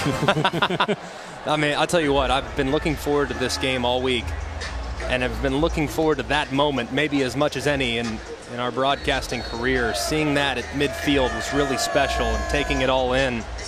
What a great tradition Florida State has. Miami ties the game with a short field goal, and now the kickoff was through the end zone for a touchback. James Blackman threw an interception towards the end of the first half after getting injured. He was taken down twice by R.J. McIntosh, and on this last one you see him go for the right ankle. He got that heavily taped shortly thereafter. Yeah, and if you look at his feet now in the second half, he has tape on both ankles. So it'll be something to watch here in the plays to come. Can he drive off that right foot? Jacquez Patrick out there as well. Remember, he got dinged a little bit in the first half. Play action. Blackman being chased. Good job by the tight end not to hold. Blackman's pass. Dangerous throw. It's picked off. D. Delaney on the interception, and Miami takes over in Florida State territory, and they're getting the chain ready. The turnover chain is coming out again. Second takeaway for the Canes. Blackman getting out and making a very bad decision. Throwing into double coverage to the corner route. He had a wide receiver about 6 yards from the line of scrimmage standing right on the boundary, which would have been a massive, massive play if he would have just taken it right there. There was no one around. Delaney dropped way out underneath. And you give it to one of these Florida State wide receivers in space. Who knows what they're going to do with it? What a bad decision from the true freshman. No interceptions in his 3 previous starts. 2, I should say, previous starts, but 2 so far today as Miami runs Mark Walton here straight ahead. And it's a gain of 4. Jacob Pugh on the tackle. Just feel the life kind of go out of this stadium a little bit after the first drive by Miami and then converting for a field goal, and now after the interception, not quite as noisy as it is for this Miami offense to operate and communicate.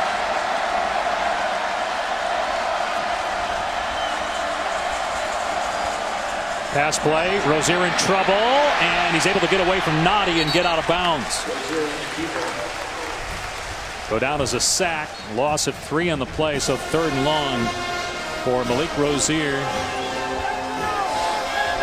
Turnover, everybody's got turnover chains now if you're a Canes fan, and it's 7 times they've given out the chain this year, 7 takeaways by the defense.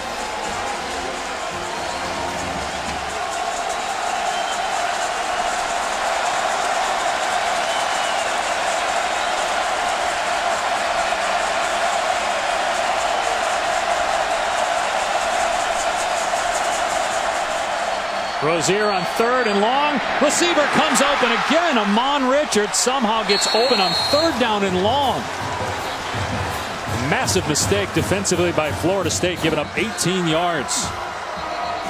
Amon Richards didn't have much going in the first half, but you think they've made him a point of emphasis here after halftime?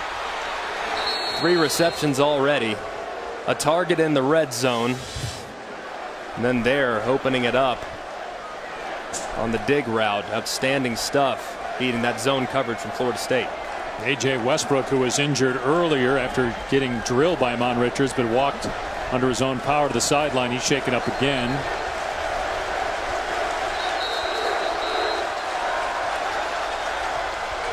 So 1st down for the Hurricanes inside the Florida State 30-yard line. And you're starting to see Malik Rozier really get into the game. He has been streaky, to say the least. Look, he hasn't played a lot of football, but he's a veteran guy and he's hung in there. But when he catches fire, he's as good as anybody in the ACC, and right now he's dealing a hot hand. They just said the previous play is under review. They're just going to look to see if indeed it was a reception. Well, you mentioned the inexperience of Rozier. At one time, Mark Richt, the head coach, said, "You won't play for me," because he would freelance too much, try to do his own thing, Rozier. And Rick told him that. Rozier took it to heart and has become more of an efficient player. Now, actually, we're being told that it's not an issue of the catch. It's where did he go down? Because clearly he's got the ball. He's got possession of it. The question is, did he go down there at the 33, or did he make it to the 29? It didn't appear that his knee was down, and they marked it at the 29. So that's the ruling on the field. And these are the replays that I just don't like. I understand it's a difference of a couple yards. That's big, Greg, in a 3-3 game. And his knee is down there looking at that replay. It is, but any momentum created by the conversion has now been squashed because they want to take a look at a difference of a couple yards. It's just not a big enough deal to me to warrant looking at it and making up this much of a difference. Now all the momentum for the offense is squashed, like I said. Yeah, but it's the right call. Miami shouldn't be given the 29-yard line. Receiver caught the ball. His knee was down with the ball at the 32-yard line. It is still a 1st down, 1st and 10 at the 32. I mean, those 3 yards could make all the difference between winning and losing, especially in this rivalry. You're right. It's a game of inches. There's no denying that. It just, when you're an offensive player and you're getting into a rhythm and you're starting to feel a flow, both in the passing game and with what your offensive coordinator is calling, when you have hesitations in the action, it's tough to recover from time to time. And especially for a young quarterback. So let's take a look here at Rozier and how he handles the situation after getting into a rhythm. Walton trying to pick a hole, reverses field, and is swarmed by Florida State defenders. Lane leading the charge, so it's a loss of a yard on the play. I'm so impressed with this Florida State defense. Not only are they gifted physically, but they play so well within the scheme. They contain runners, they don't get out of their gap along the front, and then they rally to the football when a ball carrier is about to be stopped. Really fun to watch this group, and they're going to continue to improve. They've won 7 in a row against Miami. Last win for the Canes was here in 2009. And here's a deep ball into the end zone, overthrown and intercepted. Picked off by the true freshman Stanford Samuels in the end zone for a touchback.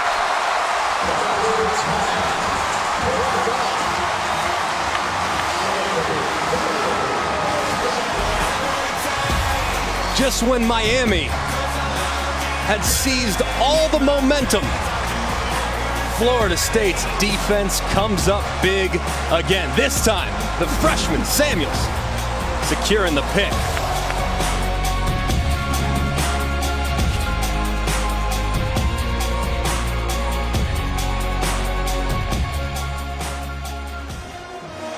Greg talked about momentum being stalled because of the review, and then on the next play it's an interception by Rozier, so Florida State takes over on the 20-yard line, and they run the ball, and falling forward is true freshman Cam Akers for 2 yards to the 22. And it's important to note the ACC officiating crew, the replay officials, the people back in Greensboro headquarters, they did the right thing, but it kills the offense's momentum, and it's tough to retain. Here's a pitch to Akers trying to get outside, a flag down. Akers picks up about 3. Blake Young on the takedown, but again a penalty flag that is against Florida State. Holding. Offense. Number 54. 10-yard penalty. Second down. And that's the center, Alec Eberle. Keep an eye on Eberle right over the middle. See if he grabs the defender. Clearly does. You see that left hand grabbing the shoulder of big number 7, Kendrick Norton. He didn't like Norton playing the quarterback's leg as a guitar in the first quarter. That's still, I don't think I've ever seen that before. That's a unique celebration. I'm gonna hang on to that one. He tackled Blackman, held his leg, and then act like he was playing the guitar. That's gift worthy. That was great. And he just forced a holding penalty on Florida State, 2nd and 18. Akers finds running room past the 20-yard line. Well, he gets 12 yards there. Big run on 2nd down when they needed a chunk play. Huge run. Right there. Had some contact in the backfield. He put his foot in the ground and went right up the gut for a nice gain to set up 3rd and manageable. We haven't seen Tate get involved much in the passing game. At some point, they got to get their big star wide receiver, Auden Tate, involved. You see he's on the motion. Battling a shoulder injury. Here's a screen, and Patrick can't come up with it. Oh, he gets drilled after the whistle. They throw the flag, but I don't know that that's right. I don't know that Michael Pinckney, the Miami linebacker, knew exactly what had taken place. He thought it was a fumble, and that's why he came and drilled Jaquez Patrick. It doesn't matter if he knew or not. Still should be a penalty. There is no foul on the play. The result of the play is an incomplete pass. I think they got it right there. Wow, I think that should be a penalty. I understand, look, intent, all that stuff. He didn't mean to hit Patrick late. But he doesn't unload on him here. I mean, he tries to hold up at the last. He doesn't go for the head or anything. It's not a defenseless player. It's still 2 steps away. That should be a call. It should be a call. And I'm an offensive guy. I understand that as a former quarterback. But right there, Pinckney was late. I know he didn't intend to do anything wrong, but what he did was in fact wrong. And I think it should have been rewarded with a fresh set of downs for Florida State, given the contact that was had. I'm not so sure he didn't think he fumbled it. Well, I think he did. Yeah, I think he thought that's why he hit him so hard. Line drive, Berrios from the 35-yard line. Penalty marker down, as there isn't just about every kick. Berrios inside the 40-yard line. Berrios tackled at the 20. The official picked up the flag. There wasn't a penalty. Hey, he meant to throw his marker the flag, down. but he meant to throw the beanbag. Yep. Which, it's a little different meaning. The beanbag is when the ball changes possessions or when it's a fumble. He threw the flag instead. But I think Florida State saw that. And when you see the flag thrown, And look at the official. you assume it's coming back.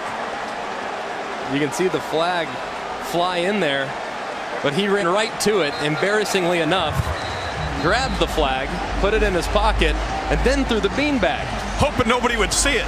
But you got to think Florida State did. That had to have impacted the play. You see the beanbag located right next to that flag on his right hip. That time, the beanbag's on his left hip now. I think he might have had it on the wrong side. Big return, though, from Berrios nonetheless. First down of the 21-yard line of Florida State. Pass play, Rozier looking end zone, back shoulder throw, Berrios, touchdown, Miami.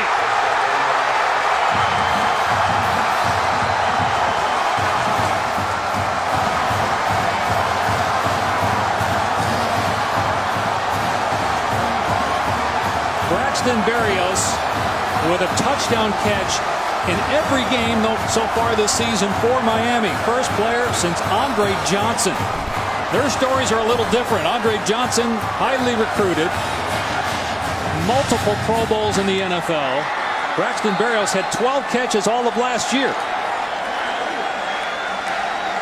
He had the great punt return to set up his own touchdown catch. And the point after makes it 10-3 Canes. We talked about Rozier dealing a hot hand. How about Braxton Berrios, the punt return, and then getting rewarded with the seam route and the back shoulder catch. Rozier's loving it. So are the Canes.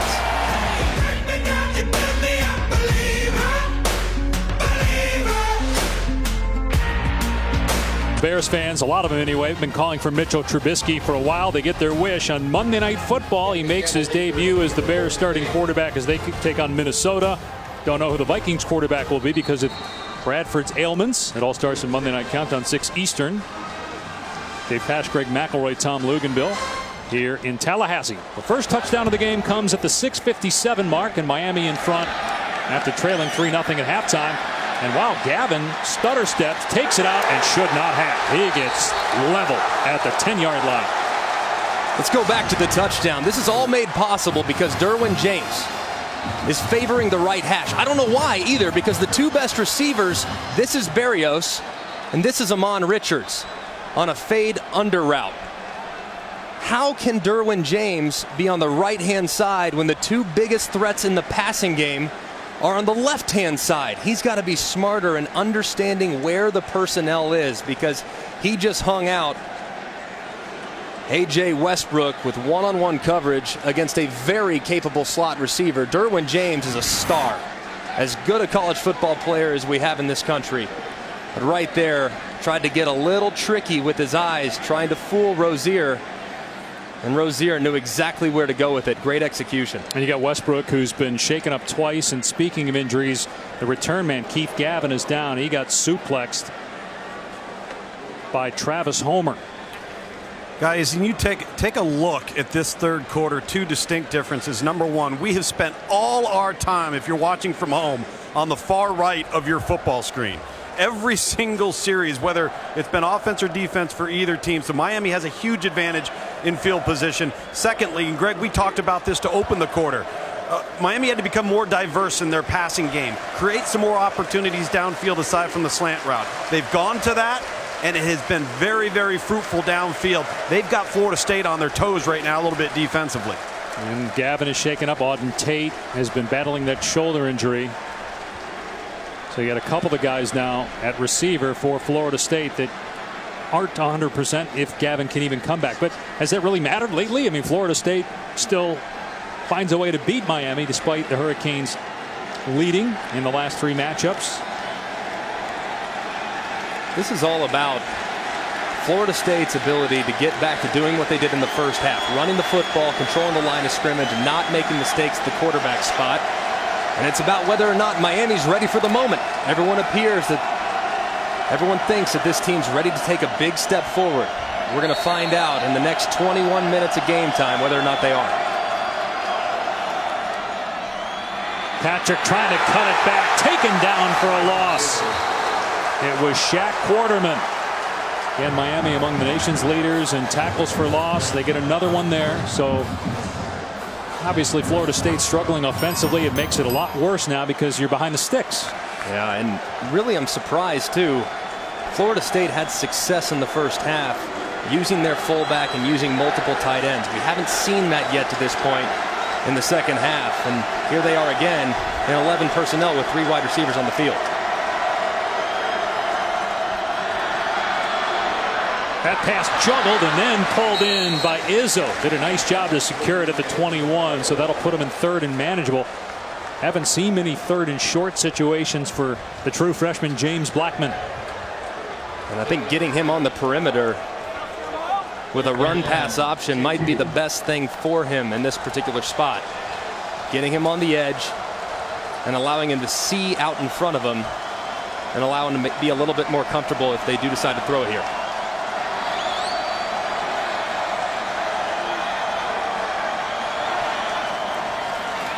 Rolling left, now in trouble, being chased. Blackman throws it up for Tate and throws it away, but there's a penalty marker down in the backfield. And actually there's one at the line of scrimmage as well, so 2 markers down. That was exactly what they tried to do. Tried to get Blackman outside the pocket, make it easier in the throwing lanes. See what they have here. There are 2 fouls on the play by each team. Ineligible receiver downfield, offense, number 69. Personal foul, roughing the passer, defense, number 33. Those fouls offset. Third down. All right, Greg, so you get another chance here for Blackman. You played in rivalry games, obviously, at Alabama. What's going through his mind? He's a true freshman playing in the biggest game of his career. His team's down, but you're in a position where you can make a play, 3rd and 2. And he's made some mistakes, too, in the last couple quarters. Late in the first half, throwing the interception, threw an early interception in this half on a poor decision. They tried to sprint him out there, give him something easy. Now they might opt to run the football, given the amount of people that are in the box for Miami. He's got Patrick with him in the backfield. They fake the jet sweep. Blackman breaks a tackle, dives, and has the first down. The kid made a play there. Yeah, avoided he did. the sack. Yeah, he did. What a play. Nothing there defensively.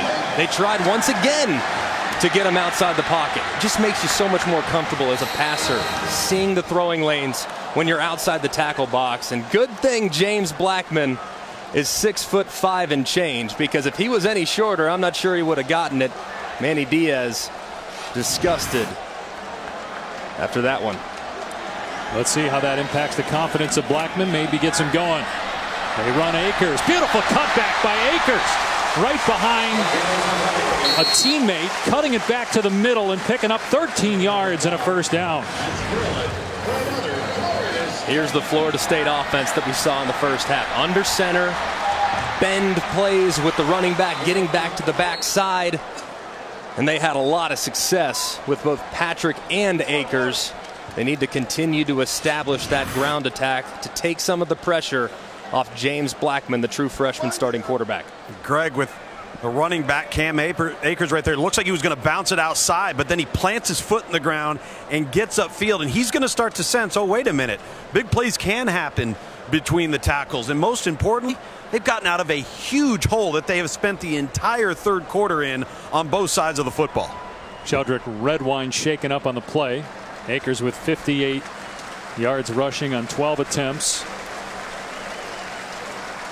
Patrick has 83 yards rushing on 9 attempts. He had 8 for 84 early in the 2nd quarter, so he's only touched it once since, but he's also had some injury issues.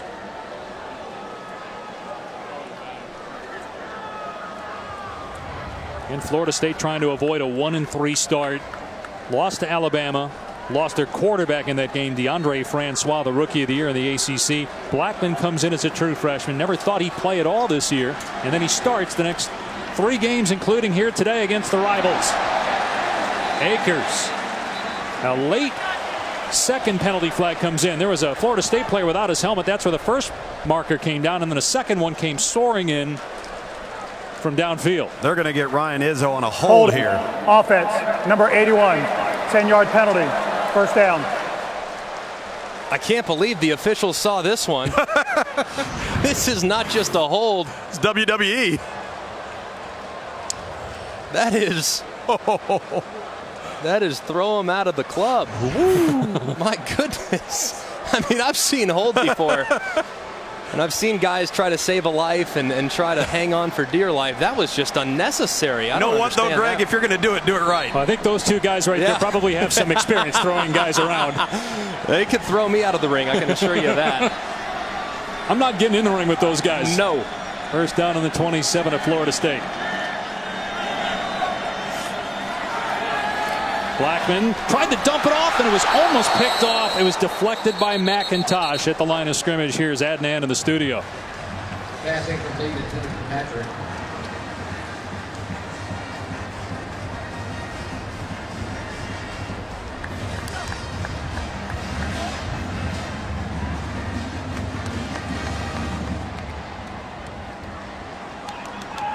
That was a really good story on game day about Kenny Hill and the chance at redemption, how much he's matured and learned since the Kenny the Trill days back at Texas A&M.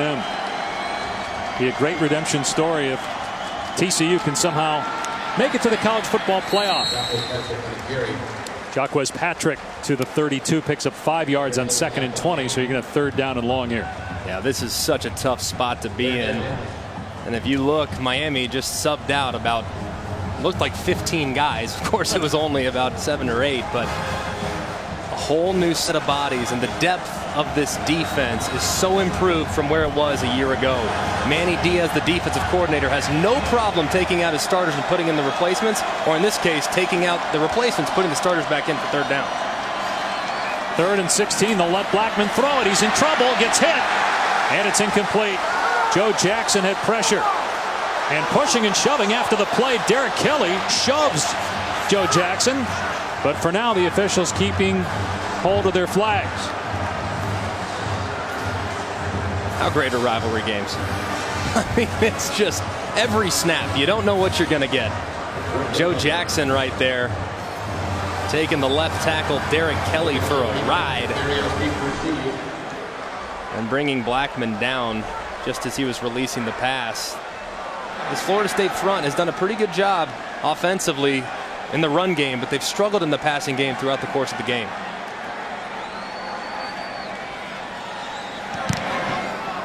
Logan Tyler has really punted the ball beautifully today. Gets off another good one. Berrios forced to make the fair catch. 52-yard punt. Well, think of all the great NFL players that have played in this rivalry. Braxton Berrios is probably a name that a lot of people will remember, but not because he ended up playing in the NFL. It's because he not only had this punt return, but he sets up his own touchdown, helping himself out here on this back shoulder throw by Rozier. Makes a terrific grab for the go-ahead score. What a job he's done. The senior hasn't been a focal point of the offense, underutilized. While Brad Kaya was here, of course, Njoku and Richards and Coley, they were the primetime guys, so he kind of waited in the wings. But now as a senior, he's taking full advantage of his opportunity. And he's a Campbell Trophy finalist. That goes to the academic Heisman winner, so to speak. Pass downfield in traffic, broken up by Derwin James. It was intended for Amon Richards, who has been tearing up the Florida State secondary here in the second half, but not that time. Man, Derwin James. Rozier and Richards fortunate there that wasn't intercepted. James made a nice play on the football, and Richards did a good job of trying to be strong with it. Those are two outstanding players that will be playing football for a long time. Jimbo Fisher told us yesterday Derwin James can play all 11 positions. He's probably exaggerating, but he can definitely play corner. That was a great break on the ball. Rozier will keep on 2nd and 10, gets a block, and close to the 1st down. He's got it at the 28-yard line. I love when the NFL scout asked defensive coordinator Charles Kelly, well, what do you mean he can play all 11? He can play the nose tackle? And he said, well, they wouldn't block him. He said, yeah, I'd line him right up over the center at defensive tackle, and I guarantee you he'd get home. That's right. Derwin James, number 3. He's a guy to keep an eye on. So a fresh set of downs for Miami on the 28-yard line. Here's a pass to Richards out in space, and an excellent block downfield by the true freshman Mike Harley, springing Richards for a good pickup there. I'm telling you, you watch this Miami offense, and the wide receivers in particular. Watch how hard they work on the perimeter blocking. It's truly outstanding. Berrios with the cut, and Harley on the outside lasting forever. Florida State's wide receivers who've struggled blocking at times, they could learn a thing or two from watching these guys on the edge really push guys around. No doubt Harley's got a motor. 2nd and 3. On the 35-yard line. And Walton goes around Berrios. Looked like he could have just cut up field, but he didn't. He went around Berrios. Pushed out of bounds by Thomas into the Florida State bench. But Walton escapes. It'll be 3rd down. Tell you what, he's just not the same guy today. 10 carries, only 15 yards, and he's not 100%. Every time he's gotten the football, Florida State has been able to find him. Of course, he has that left ankle that's been bothersome. Still been productive at this point, but certainly hasn't been a feature player for the Canes today.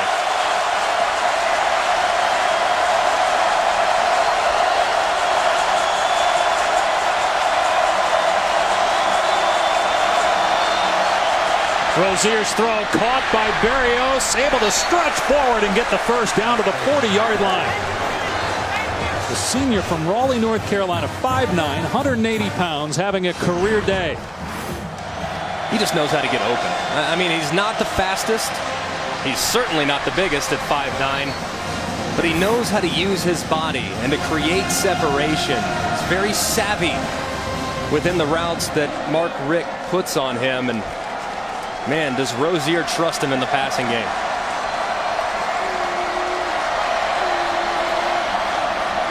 Rozier to the air again, takes off with everybody covered and slides. It'll go down as a sack, a loss of a couple. You had Jacob Pugh and Derek Nottie getting some pressure that time. Inside a minute to go here in the third quarter. Smart play there, Greg, by Malik Rozier. When you consider this third quarter's winding down, you're up. Points are at a premium. Possessions are even more important right now. Don't make stupid plays under center. And we saw Rozier take a shot earlier in the quarter and get picked off trying to go for a big play. 2nd and 12. There's a blitz off the edge, and the receiver, Cage, are able to make the catch. That was McFadden who was initially coming in. He came on a blitz, and Cager was picked up by A.J. Westbrook, who's hurt again. That's the third time Westbrook is shaken up, and he's going to have to come out. I wonder if goes back to that first hit by Amon Richards on the block, if he's ever been 100% since that hit. Yeah, he's going to be sore tomorrow. There's no doubt. He's playing hard, though. I tell you what, and he's a little overshadowed in this secondary. Of course, McFadden, Samuels, and James, and Taylor, they're all stars, but Westbrook, he's done a heck of a job to this point of the season. College football rankings brought to you by PlayStation. Big news of the day: Oklahoma goes down at home with Iowa State playing a backup quarterback, and the Sooners had a 24-7 lead. What if they started thinking about the Longhorns, who they have next week, some point in that ball game? Penn State rolls again, Georgia rolls again, and Washington plays tonight on ESPN against Cal. Michigan State tonight on ABC. 3 quarters down, 1 to go here in the 62nd meeting between Florida State and Miami. The difference in the ball game: Braxton Berrios with the lone touchdown. 10-3 Canes after 3.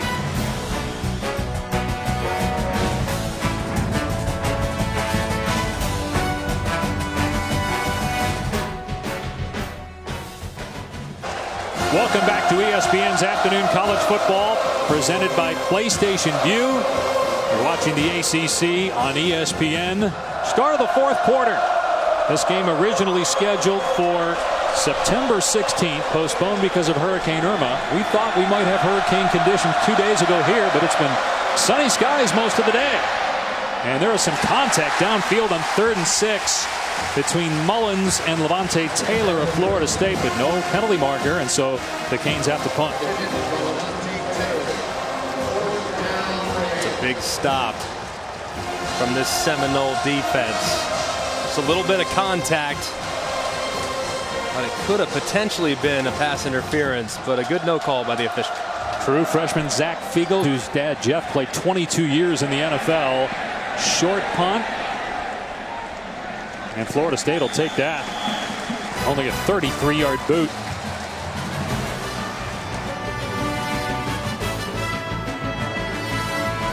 In just over an hour on ABC, it's Michigan State from Ann Arbor. You all remember what happened there the last time these two teams played. Michigan about to close out the game. A botched snap on the punt. Michigan State returns it for a touchdown, and the Spartans escape with a win. Jalen Watts Jackson. I will never forget that name for as long as I live. What an ending. Florida State takes over on the 23, and they run the ball. Nice hole. Akers bouncing off tacklers, and he's free at midfield. Into Cane territory. The true freshman, not the quarterback, but it's Akers with the big play here in the fourth quarter. This has been Florida State's bread and butter all day. Under center, downhill, rushing attack. And Cam Akers in the open field, starting to deliver on all that promise that he had coming out of high school as one of the top-ranked players in the country. What a great play by the Noles offense. 46 yards. And what did Jimbo tell us yesterday? Just keep trying between the tackles. Even though he didn't get anything there, you're going to finally break one, and he did. It'll be second and long, though, after Quarterman made the tackle. At the 31-yard line, Jimbo Fisher has never lost back-to-back home games since taking over. They played NC State on September 23rd, lost that game. Their lone win came on the road last week at Wake Forest.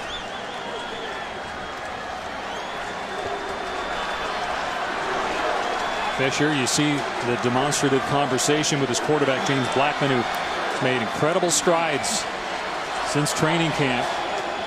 Going into the year thinking he was going to be the backup until Francois' injury. Blackman throws here, and it's caught for a first down inside the 20 by George Campbell all the way to the 15.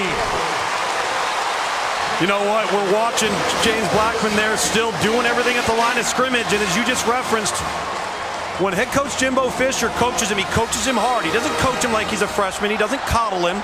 And this young man maintains the same level of composure, the same body language, and the same facial expression, whether he's getting complimented or whether he's getting ripped. Blackman has him at the 15-yard line. Back to Akers. Hit in the backfield. Down he goes. A loss at 1 on the play. Quarterman drills him first and then taken down after by 2 more Canes. And Tom, this is where Florida State has struggled Yes. in the red zone. They've been very good when it comes to converting field goals, no denying that. But in their last 13 red zone penetrations, only 3 touchdowns. They got to get 7 here, obviously, against a great defense. Blackman hit as he throws, nearly intercepted as Jaquan Johnson stepped in front. Auden Tate, I'm trying to remember the last time he was targeted, if at all, in this game. They tried to get it to him there. Yeah, Auden Tate has taken a back seat to some of the other great players on this Florida State team. Jimbo not happy on the sideline as his team gets ready to take on a 3rd and 10. The red zone woes continue if you look at 1st and 2nd down. And he predetermined that throw, Greg. Yeah, he did. Chad Thomas did have some pressure in the face of the quarterback. Play clock winding down. It's at 2. And Blackman, I don't think, saw it, so Jimbo Fisher calls a timeout. Let's watch Jimbo here with his young quarterback. Look at him, seeing him talking him up.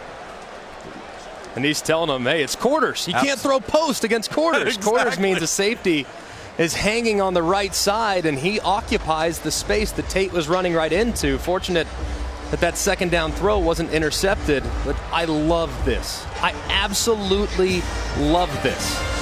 Jimbo Fisher, he's hard on his quarterbacks. There's no denying that. But how many quarterbacks have left Tallahassee and you felt as though their best was not brought out from Jimbo Fisher? He challenges the guys. And then he talks him to the next play. I just love the way he handles the development of that position. He has an eye in recruiting to make sure he brings in guys that aren't thin-skinned, that won't go in the tank. And then he also finds guys with incredible talent like James Blackman and some of the great ones before him. They'll put him in empty here on 3rd down and 10. Can the kid make a play? From the 15 of Miami. 4-man rush for the Hurricanes. Blackman, wide open, touchdown Izzo! Blackman gets it done on 3rd and 10, and the Noles with a chance to tie.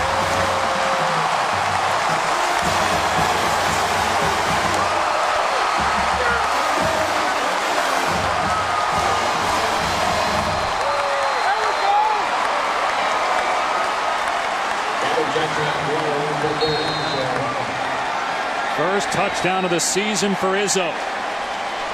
Ricky Aguayo on to tie it at 10. New game with 12:17 to go. Jimbo said this kid has it. The ability to bounce back after a bad decision. Comes right back, throws a strike. We got a ball game in Tallahassee.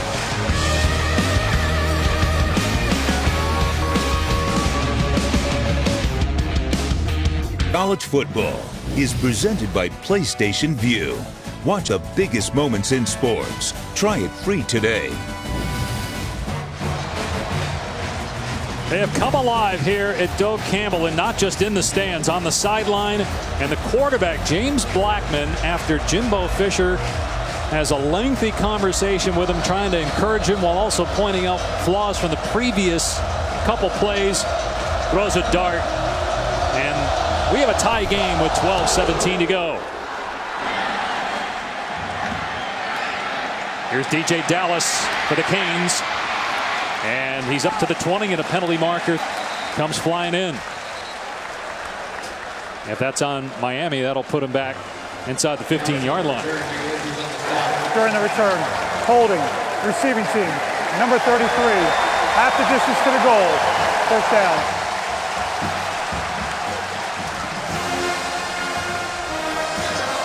The last time Miami beat Florida State was 2009 here in Tallahassee. And by the way, that was in overtime. The only time these two teams have played to overtime. Of course, overtime wasn't around for a lot of those years when these two teams met. Are we headed there again? Miami's won 8 straight overall coming in. The last loss against Notre Dame, October of last year. That's now the 3rd longest active streak because of Oklahoma, which had the longest at 14 in a row. That came to an end today with the Sooners losing at home to Iowa State and a backup quarterback. Right now the backup quarterback for Florida State just tied the game. And now Malik Rozier, it's his turn as the Canes are backed up at their 9.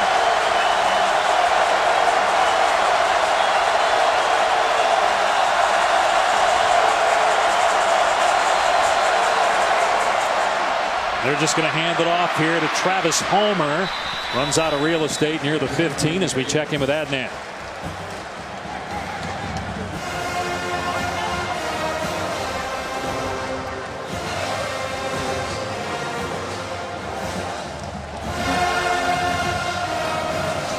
It's interesting you mentioned that because, a couple days ago, we're flying in here to Tallahassee, and there was talk they might move this game again. Maybe move the start time up or move it a day earlier. They stuck with the 3:30 kick.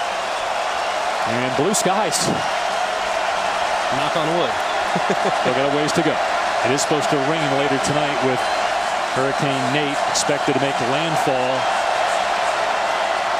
along the Gulf Coast. Rozier and Amon Richards headed upfield. That pass was toward the sideline, and so it's 3rd down and 5. Richard shaking his head like, what are you doing? Really good job there by Tavares McFadden, number 4, the corner down here. Greg, they were going to do a corner cat, corner blitz. Malik Rozier, the Miami quarterback, he checks out of it, but then Charles Keller, the defensive coordinator, standing right next to me here, he checks out of the corner blitz, confuses the quarterback. Win on defense for Florida State. That's algebra. That's advanced algebra right there. Being able to check and adjust defensively when chaos is going on.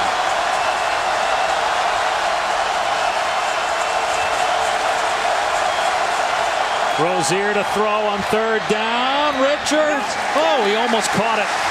McFadden in coverage. That throw was there by Rozier, but Amon Richards could not hang on. It's 4th down.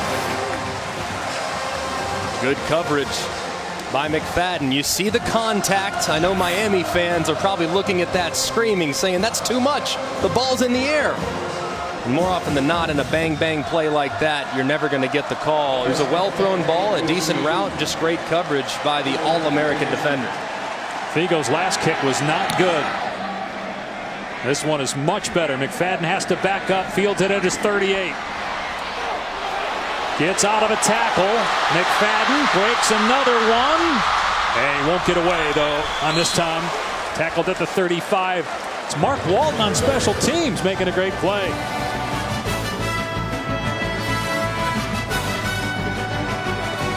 Some of the crazy end-of-game situations like wide right one back in 1991, and then a year later, Dan Mowry missing from 39 yards to tie the game, wide right 2. But a couple of other wide rights, a wide left thrown in there, and then last year, they blocked the game-tying extra point late in the 4th quarter.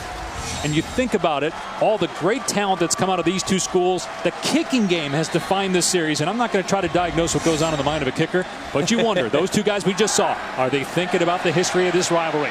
Long throw by Blackman, pulled in Miami territory for a 1st down by Murray. Let's go to the studio and Adnan.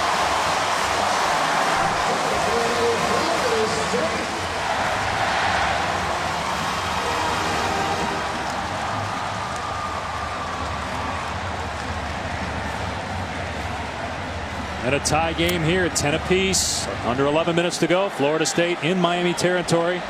As you see the confidence of James Blackman growing every snap. They run it here. Cam Akers to the 43 for 4 yards. Greg, on that last play, Nyquan Murray actually fell down. He falls down and gets up and is still able to make the play. What a wonderfully thrown football to the sideline. And that was the exact same route concept that got intercepted earlier when Blackman tried to force the corner route into double coverage. This time with a little bit more one-on-one, and he's able to hit a nice throw. That took a lot of velocity, and he got it there on time.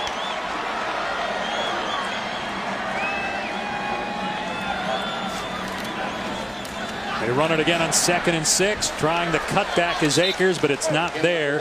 Instead, Jaquan Johnson is of Miami along with Shaq Quarterman. So 3rd down here for James Blackman. Making his 3rd career start, replacing DeAndre Francois, who was injured in the opener against Alabama. This is a big 3rd down. And in a normal game, it might be 4th down territory, but not in this game. It's been all about field position, and Florida State, for the most part, outside of one drive, Miami's been backed up. Try to throw it here. Oh, the left side of the line move. I was just about to ask you, so if you don't get this, are you punting for sure? Well, now certainly you are if you don't pick it up, because you're in 3rd False and start. 11, 3rd and 10. Offense, number 70, 5-yard penalty, 3rd down. Absolutely. It's a tug of war defensively right now, and there have not been many plays made by either offense. So I'm definitely thinking field position is as important as anything else. Now that they're at 3rd and 10, I wouldn't be shocked to see them actually run the football with Patrick, who's had a nice game today. Depends. Has Jimbo Fisher's confidence in his quarterback grown? They did that a lot in the first half. They let him throw it, though, on the last 3rd down, and he threw a touchdown pass. He'll throw it here, and he's got Tate for another 1st down. Tate inside the 30, down to near the 25. How about that laser? Wow. What a great throw and a great read by Blackman. Seeing rotation and flow, and he finds this window right around number 33, Trent Harris for Miami. That was an absolute missile coming out of the hand of James Blackman. That had flames on it, bro. I haven't seen anything thrown like that, and the playoffs for baseball are going on. Blackman throwing it out here, and it's dropped. Was that behind the line? They haven't signaled yet whether it was a forward pass. Murray with a smart play to jump on the ball, and it looks like they're going to say it was a backwards pass, so it's a loss of 4 on the play. No, Greg and Dave, go back to our discussion with Jimbo this week, and he talked to us about how he thinks completion percentage is overrated. He puts more stock in whether or not you make the key play at the key moment when it matters most. And that last 3rd down throw right there to Auden Tate was a prime example of what he was describing to us when describing James Blackman. And let's keep in perspective the defense he's going against. These Miami defenders are absolutely outstanding. He's been up to the task so far. On 2nd and 14. Akers. Beautiful move by Akers. A helmet goes flying off at the 25-yard line. And it's Akers who lost his lid. He's going to have to come out for a play. That's the 2nd time that Akers' helmet has come off. But goodness, look at that little stutter. And to get vertical, that is a big-time move. There at the line of scrimmage. It was well defended. Just a missed tackle by the Kane defense. Yeah, he shook Pinckney, and then it was Quarterman that hit him up high and knocked the helmet off. 3rd and 8 from the 25-yard line. It would be about a 42-yard field goal try from here for FSU. And they're going to just run Patrick, and he'll get tackled at the 21. So it's a gain of 4. And so Ricky Aguayo, whose brother obviously played here, had some trouble in the NFL, was cut by the Bucks, picked up by the Bears, and then was released again. Ricky's been solid this year, making 8 straight coming into the game, and then made one earlier in this one. So it'll be a 38-yard attempt to give Florida State the lead.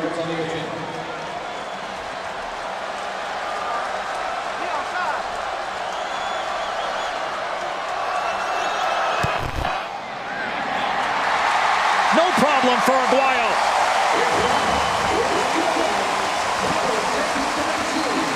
pressure didn't get to the sophomore. Ricky Aguayo making his 10th consecutive field goal. Splits the uprights to give the Noles a 3-point lead.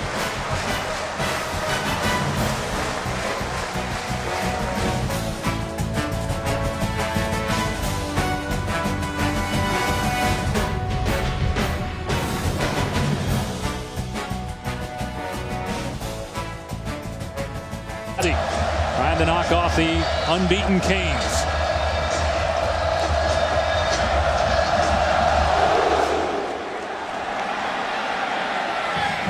Tyler's kick sails out of bounds. It's a touchback. Let's go to Adnan.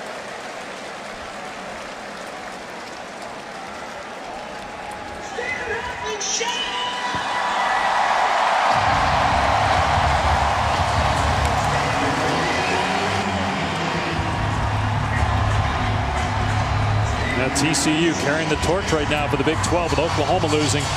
Miami has led in each now of the last 4 meetings, losing the previous 3. In fact, the Canes have not beaten Florida State since 2009. So a lot on the shoulders of quarterback Malik Rozier of the Hurricanes, who's played better in the second half after just 4 of 16 showing in the first half.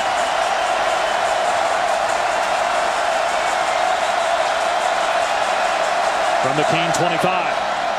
Rozier pulls it down, gets leveled as he throws, and he completes it to Berrios, who's made every play for Miami today. A 15-yard pickup. What a great throw by Malik Rozier. Getting him outside the pocket. He has a defender barreling down. He knows he's going to get hit. He delivers a strike to his security blanket, Berrios, on the over route. Well executed. Great drive start for this Hurricane offense. See 5 catches today for Berrios. He had 12 all of last year. McFadden looks like he might be coming on a blitz. There he is, number 4 for Florida State. Rozier recognizes it, and wide open is Herndon, the tight end, into Florida State territory. Stiff arms the defender all the way down to the 22.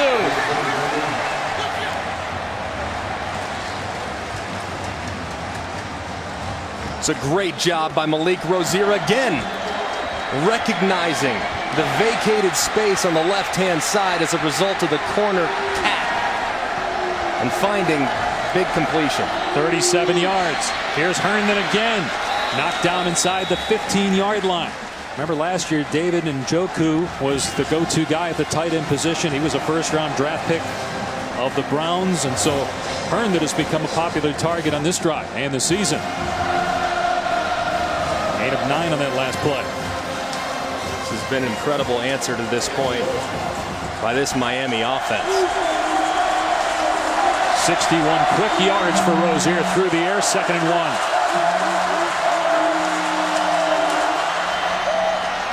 1. Walton finds running room inside the 10. It'll be 1st and goal for the Canes. Walton went down awkwardly, wrestled to the ground by Jacob Pugh.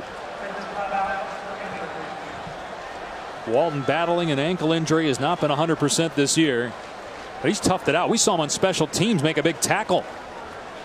He definitely got rolled up, guys, but this time it's the right side. There's another Hurricane down, can't see the number. Look at Walton as he goes to the ground. It's very awkward the way he landed. One more time.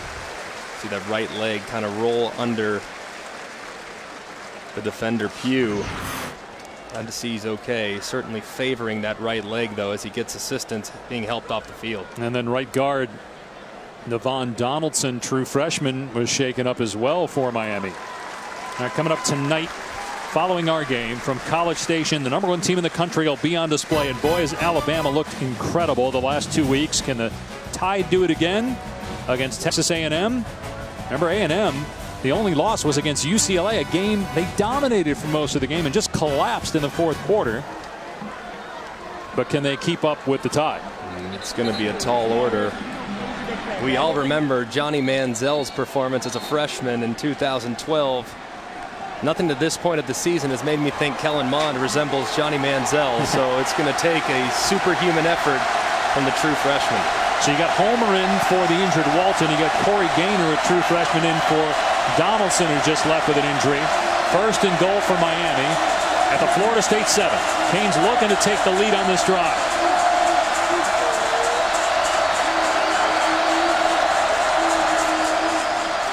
Rozier going to take off.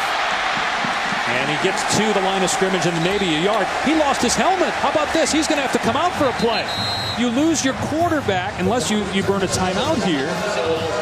How is Mark Richt going to handle this? Does he call a timeout? Yeah, it's a critical down. And Mark Richt is. He is. He's going to call timeout. He's going to. He had. Yep. But how about the hit by Matthew Thomas? Was that targeting on Thomas? I mean, the helmet came off, but do you call a penalty on Florida State there? Watch the hit by Matthew Thomas that dislodged the helmet. I mean, targeting is forcible contact to the head or neck area of a defenseless player. And to me, that looks like targeting. I know it wasn't called, but targeting calls can be initiated from the booth. So by the letter of the law, that makes me think that it's targeting. I don't see any officials scrambling to a headset to take a look at it. I'm with you. I think that should have been on Thomas, who is the leading tackler for Florida State. The replay booth, we're being told, has informed the officials they thought that was to the back of the shoulder. I disagree. It looked like the head or neck area to me. So Mark Richt opting to burn the timeout to keep Rozier in the game, and it's a big moment for this young man early in his career. A junior, but not a lot of starts under his belt. His career can be defined by the next 5 minutes.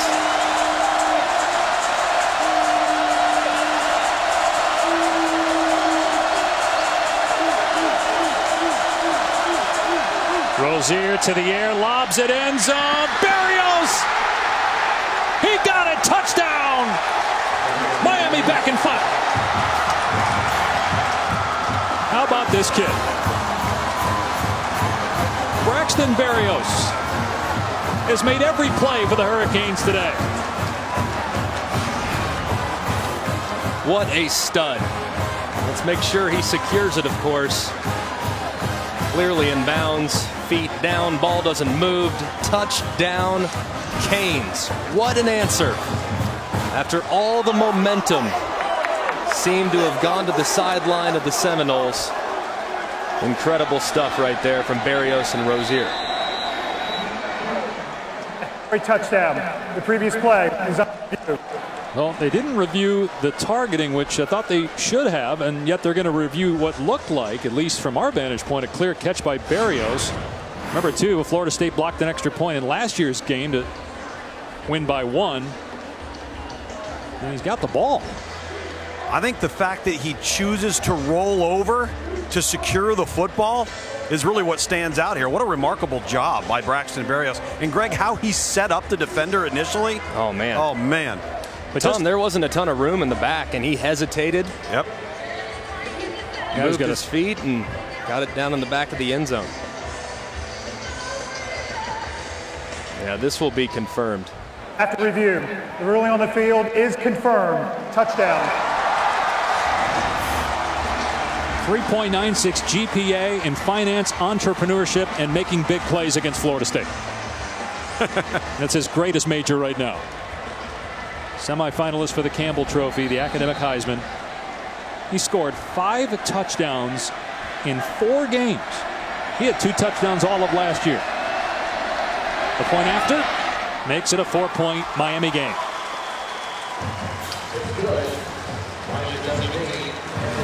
Remember, it was 3-0 at halftime. A lot of points here in the second half. Tonight, after Cal and Washington, which is on ESPN, you got SportsCenter at night with Stan Barrett and Linda Cohn from LA. All the college football highlights, plus what's going on with McElroy's Dodgers, NBA preseason, NFL news, everything else. SportsCenter at night, also streaming live on the ESPN app. Great games already today in college football, and more to come on ESPN and ABC tonight. Michigan, Michigan State on ABC, A&M, Bama on ESPN coming up next. Every week, every week you have incredible games, and you have guys that aren't talked about, unsung heroes. And this year, Braxton Berrios went from an overlooked slot receiver, rarely used, to perhaps Miami's best playmaker, and certainly today their most reliable target. Still a lot of time though for Florida State, and they will start on their 25. Quite a day for the senior. This is perhaps the biggest play of the game, the punt return. Miami's offense hadn't done much to that point. He sets him up, and then on the next snap, he catches the back shoulder fade in one-on-one. Similar route. Fade from the slot position, and he falls down right in the back of the end zone to give the Canes the lead. Incredible stuff from the senior. We talked about his academic outstanding accomplishments, but enough time here for Florida State to mark down. Miami bringing pressure, and that pass is caught. Izzo, who had the touchdown earlier, out near the 40-yard line as we check in with Adnan.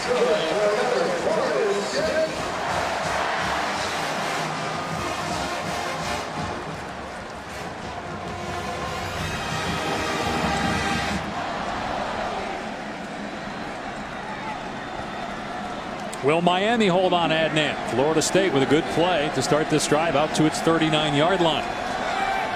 Blackman to throw again. Here's Patrick. Patrick able to break a couple tackles and just power his way near the line to gain. He's playing hurt as well, shaken up in the first half, trying to fight through the pain here in this rivalry game. Tell you what, it's been physical today, and man, it's been fun to watch. James Blackman, the freshman, just watch Malik Rozier go right down the field for the go-ahead score. He says, now I get my chance. Off to a good start with 2 quick completions. Both guys making the first starts in this rivalry game have really settled down since halftime. Akers gets the call and picks up the first down. Almost like they're feeding off each other.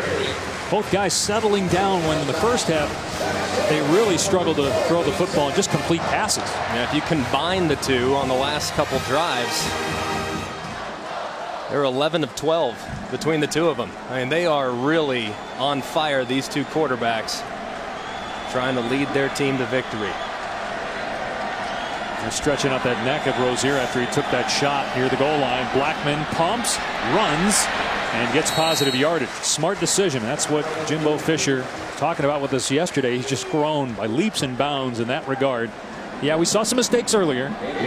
Made the right call there. And you're going to have some peaks and valleys as a freshman. You're a young player. Everything that you're seeing for the first time.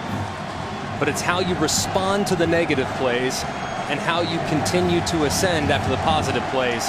Staying consistent is the most important thing for this young kid moving forward.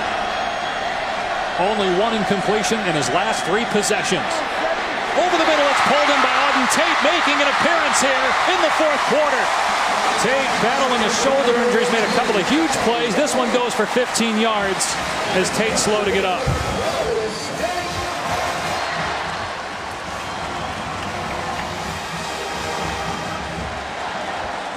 Tate staying in though.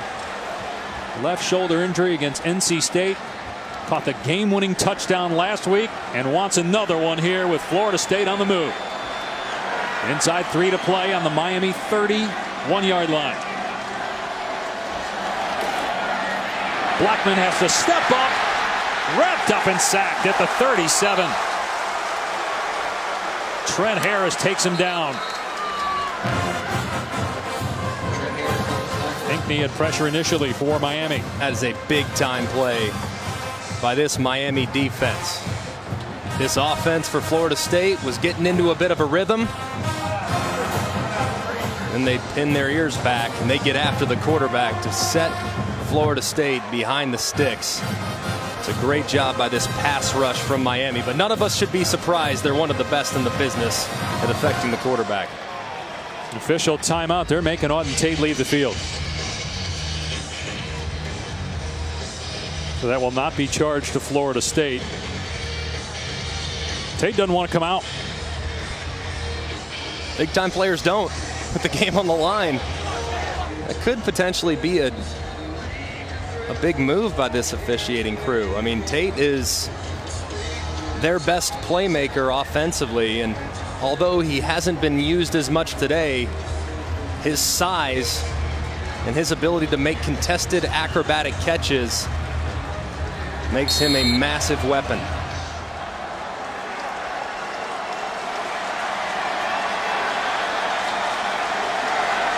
So after the 7-yard loss, they're backed up at the 37-yard line of Miami. Blackman hangs in the pocket, and it's pulled in by Murray, and Nooney is near the 20-yard line. Johnson with the hit, gain of 15, so it's 3rd and short. How do you handle this if you're Jimbo Fisher? Well, it's obviously 4-down territory. Knowing that it's a 4-point game, a field goal does nothing for you. So I'm running the football with number 3, Cam Akers. And Akers gets the call and able to muscle his way past the line to gain. The ball comes out. It's in the arms of McIntosh, but they ruled it forward. Progress was stopped at the 20-yard line. First down, Florida State. Minute 45 to go and 2 timeouts. We'll stop the clock to reset the chains. Calling on your offensive line to make a big play right there. No indecision by Jimbo Fisher. You nailed it, Greg. Give it to the young freshman. You've got a true freshman at tailback, a true freshman at quarterback, and a much maligned offensive front that right now is playing their hearts out in the most important portion of the game. See if they give it to him again. Play action. There's a receiver wide open. It's Tate. Touchdown FSU. He comes back in a big way with the go-ahead score.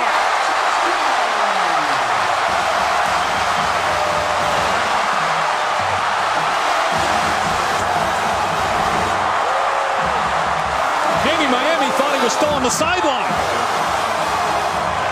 And barely lift his left arm because of the shoulder injury.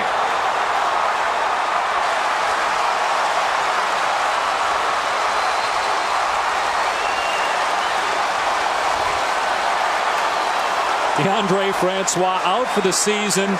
Congratulating Justin Blackman on another dart.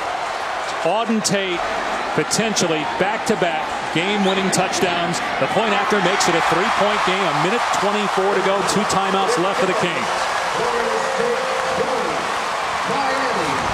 Great back and forth.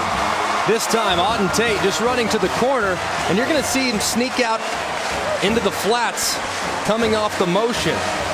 Now, there's confusion in the secondary for Miami. We've seen this time and time and time again over the course of the first 4 games of this season.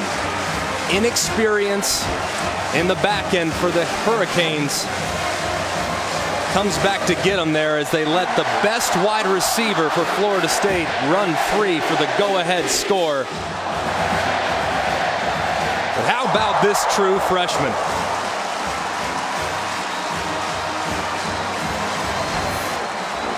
James Blackman with 2 touchdown passes here in the 4th quarter, completing 10 of his last 11 throws.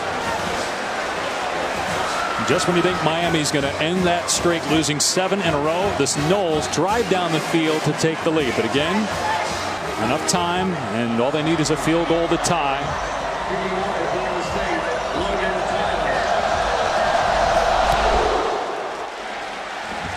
The juice is flowing on the kickoff. That hit the crossbar.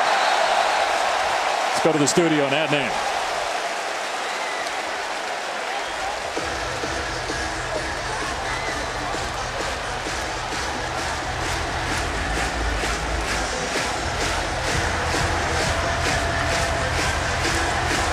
Still a minute 24 to go here, Adnan. Miami will start on its 25-yard line. This place jumping now with this Knowles trying to end Miami's 8-game overall win streak and extend Jimbo Fisher's record as Florida State head coach to 8-0 against Miami. This is what it's all about, boys.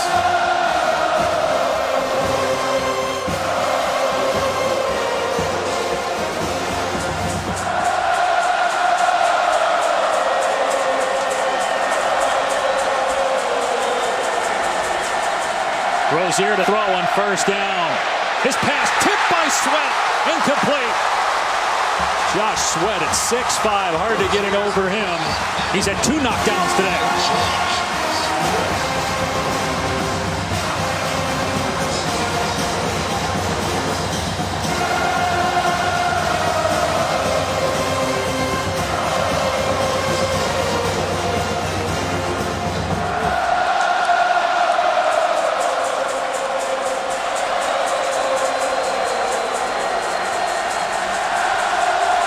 Another pass coming by Rozier, going to the sideline to Berrios. He was knocked out of bounds. There's no force-out rule. It was just a good play by Myers to push Berrios out. Great play by Myers. You see Berrios extending, but clearly lands out of bounds. Coverage has been extremely tight in the back end by Florida State. These last couple snaps, they are dialed into this 2-minute offense for Miami. And the Canes just 5 of 15 on third down. They have to get to the 35-yard line. Rozier steps up, and the receiver Berrios comes free for the first down. Why not? Try him again. He's shaken up, but it's a fresh set of downs for Miami, gain of 16. Keep in mind, you only need a field goal if you're Malik Rozier. Understanding that you still have 2 timeouts to work with, so it's not imperative that you work the sideline yet. Inside a minute to go, Homer running, and he's into Florida State territory. Got the first down, so the clock will stop as they reset the chains. 48 seconds to go. Miami has 2 timeouts left. Will it come down to a field goal again? Miami, Florida State. Last year, a blocked extra point by FSU on Badgley won the game. They're going to run it again. Homer breaks a tackle, and he is in Badgley's field goal range. He's at the 34-yard line. Again, the clock stops to reset the chains, and they can hold their timeouts after a 14-yard pickup. Badgley's long this season is 50. For his career, he's never missed between 40 and 49 yards. Rozier going to take a shot. The receiver falls down. They rule incidental contact. Cager got tangled up with McFadden. 23 seconds left. That was well played, guys. I'm standing right in front of that one. Incidental contact. 2 guys trying to position themselves. And Tavares McFadden did a great job forcing Cager to the sideline. They just get tripped up. How do you handle this, Greg? Do you run the football in this situation with 23 seconds left, try to get a little bit closer? I'd try to throw it. I would try to find Braxton Berrios and then potentially run it on third down and try to make the field goal a little bit more manageable and center it. Be a 53-yarder from here. Rozier airing it out. Cager can't get free from McFadden. Again, 19 seconds left. 3rd and 10. Got to run the ball right. You got to try to get 4 or 5 yards here. Now this is where I'd run it, because not only would I try to make the field goal a little bit more manageable, obviously looking at a plus 50-yard field goal right now where the ball currently sits, but I could also center the football too for the field goal kicker and try to get it there in between the hashes to make it a little bit more manageable for him from a directional standpoint too. Mark Richt will use a timeout, keep one more. What a shocker. It's coming down to a field goal. It just it doesn't matter on the year or parties involved in this rivalry. It ends up being about the kicking game. Think of all the great pros that have come out of both of these schools, yet it's the kickers that we always end up talking about, and you got to wonder what's going through Badgley's mind as they're trying to get him a little bit closer. No doubt. Obviously the kicking game so huge, and emotion in the kicking game, and the mental preparation that he's going through on the sideline. Can't say I've been there. I haven't ever been a kicker. I've never tried to kick, and I can promise you if I did, it would be ugly. But him making sure that the rep that he's about to take here pretty soon, if in fact Miami doesn't score a touchdown, needs to be like every single rep he's ever had in his life to this point. But thinking about what Miami might do offensively, I still think running the football, given the success they've had the last couple times they tried to run it, that's what I'd do. And I'd run it to the right-hand side so I can get it in the middle of the field. Mark Walton not in the game. You wonder if it's because of that ankle. Travis Homer, though, has had some big runs on this drive. Will they give it to him here on 3rd down and 10? Look at Rozier on the road telling the Hurricane fans to get into it.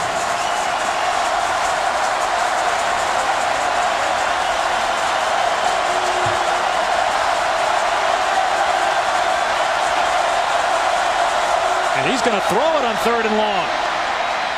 Berrios on the catch, breaks the tackle, picks up the 1st down, and out of bounds with 11 seconds to go at the 23-yard line. It'd be about a 40-yard try from here. They have the opportunity to run probably 1, maybe 2 more plays if they choose. And you see Mark Richt telling him, be smart with the football.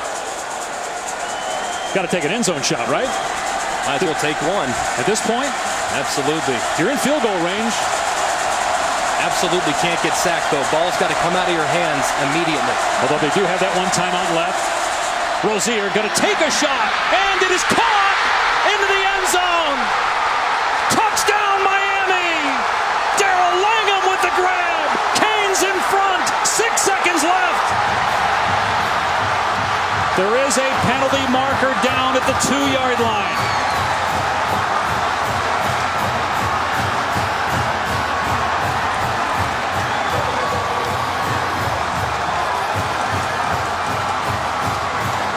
On the field is a touchdown after the play was over. Unsportsmanlike conduct against Miami. The previous play is under review. So they're going to look to see whether Langham made it into the end zone. How about that? They take the shot. Mark Richt uses the clock perfectly there. And Malik Rozier with a beautiful throw. Langham with the catch. And is he down? Well, his knee's down. The question is, does the ball cross the plane? Ruling on the field is a touchdown. Has to be indisputable video evidence to overturn the Miami score. Man, it's close. Wow. It is so tough to tell from that angle.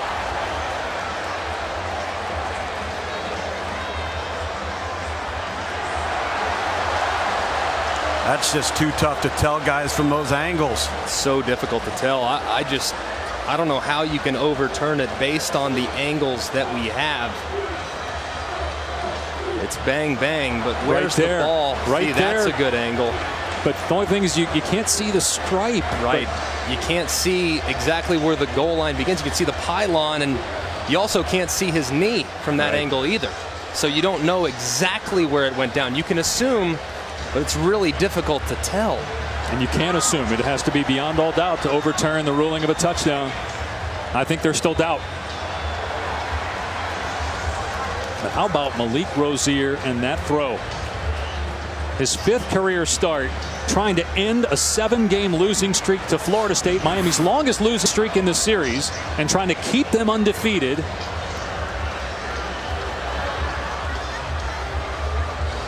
Six seconds left.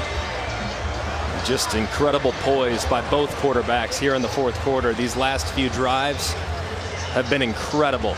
Just incredible quarterback play by both sides. And how about Langham working against Florida State's best defender, not named Derwin James? They challenge him, and Langham makes a contested catch, and we're going to see whether or not it's confirmed or not in a second, but it appears as though it was the go-ahead score. Well, I tell you, Greg, the throw by Malik Rozier was just so much better than the previous couple of attempts down to the left sideline where he didn't give the receiver a chance. So you got Bob Welch, the replay official in Greensboro at the command center. They get involved. There's the knee. Can you tell beyond all doubt that the ball does not cross the plane?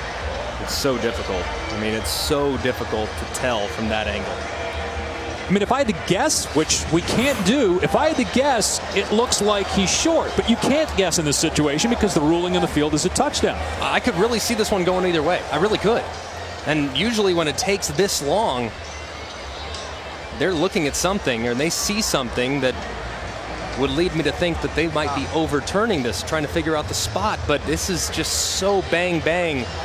And based on my judgment, if I was the replay official, I would call this a touchdown. I would too. I'm with you. I would say the play stands. I can't confirm it, Yep. but the play stands as called.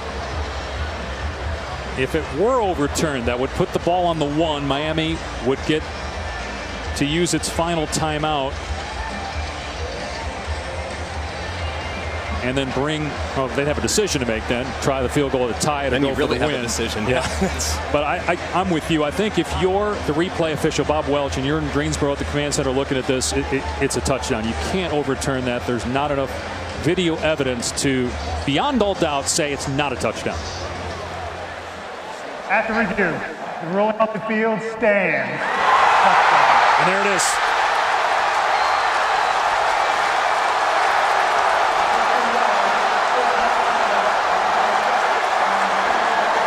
Darrell Langham, 3 catches all season.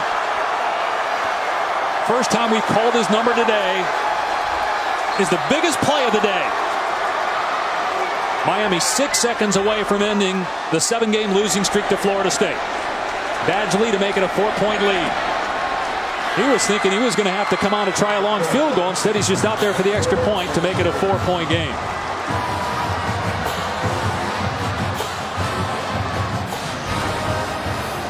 Just one-on-one coverage. 11 seconds left. Rozier knows he still has a touchdown in his hip pocket. But you got to think to yourself, as a quarterback, let's try to win this thing in regulation and not leave it to chance. Let me find my big 6'4", 220-pound wide receiver in a one-on-one situation and throw a perfect back shoulder and allow that forward momentum to drag the defender into the end zone. Just a motion all around on both sidelines. Remember too, Greg and Tom, Mark Richt, he's the play caller, so he's managing the clock down the stretch and he's calling the plays, dialing up to take the shot, knowing he probably has the field goal. Badgley is very good. He's never missed in his career between 40 and 49. He takes the shot and they get the touchdown. And who does he go to on 3rd down to extend the drive? Braxton Berrios. Makes the play, gets down the sideline, sets him up for another set of downs. That guy has been exceptional all game long. Guys, get ready for laterals. It was 2 years ago in Mark Rozier's first start. Miami, with a bunch of laterals, ended up beating Duke. They kick it deep. We're 2 seconds left. Here's DJ Matthews, and he's still going. And oh, he could have lateraled it. He kept hold of the ball. He goes down, and the game is over.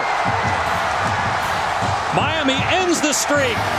Florida State's 7-game win streak over the Hurricanes is over. Miami stays undefeated. The Canes win in Tallahassee. On to Bama, A&M, and Joe Tess.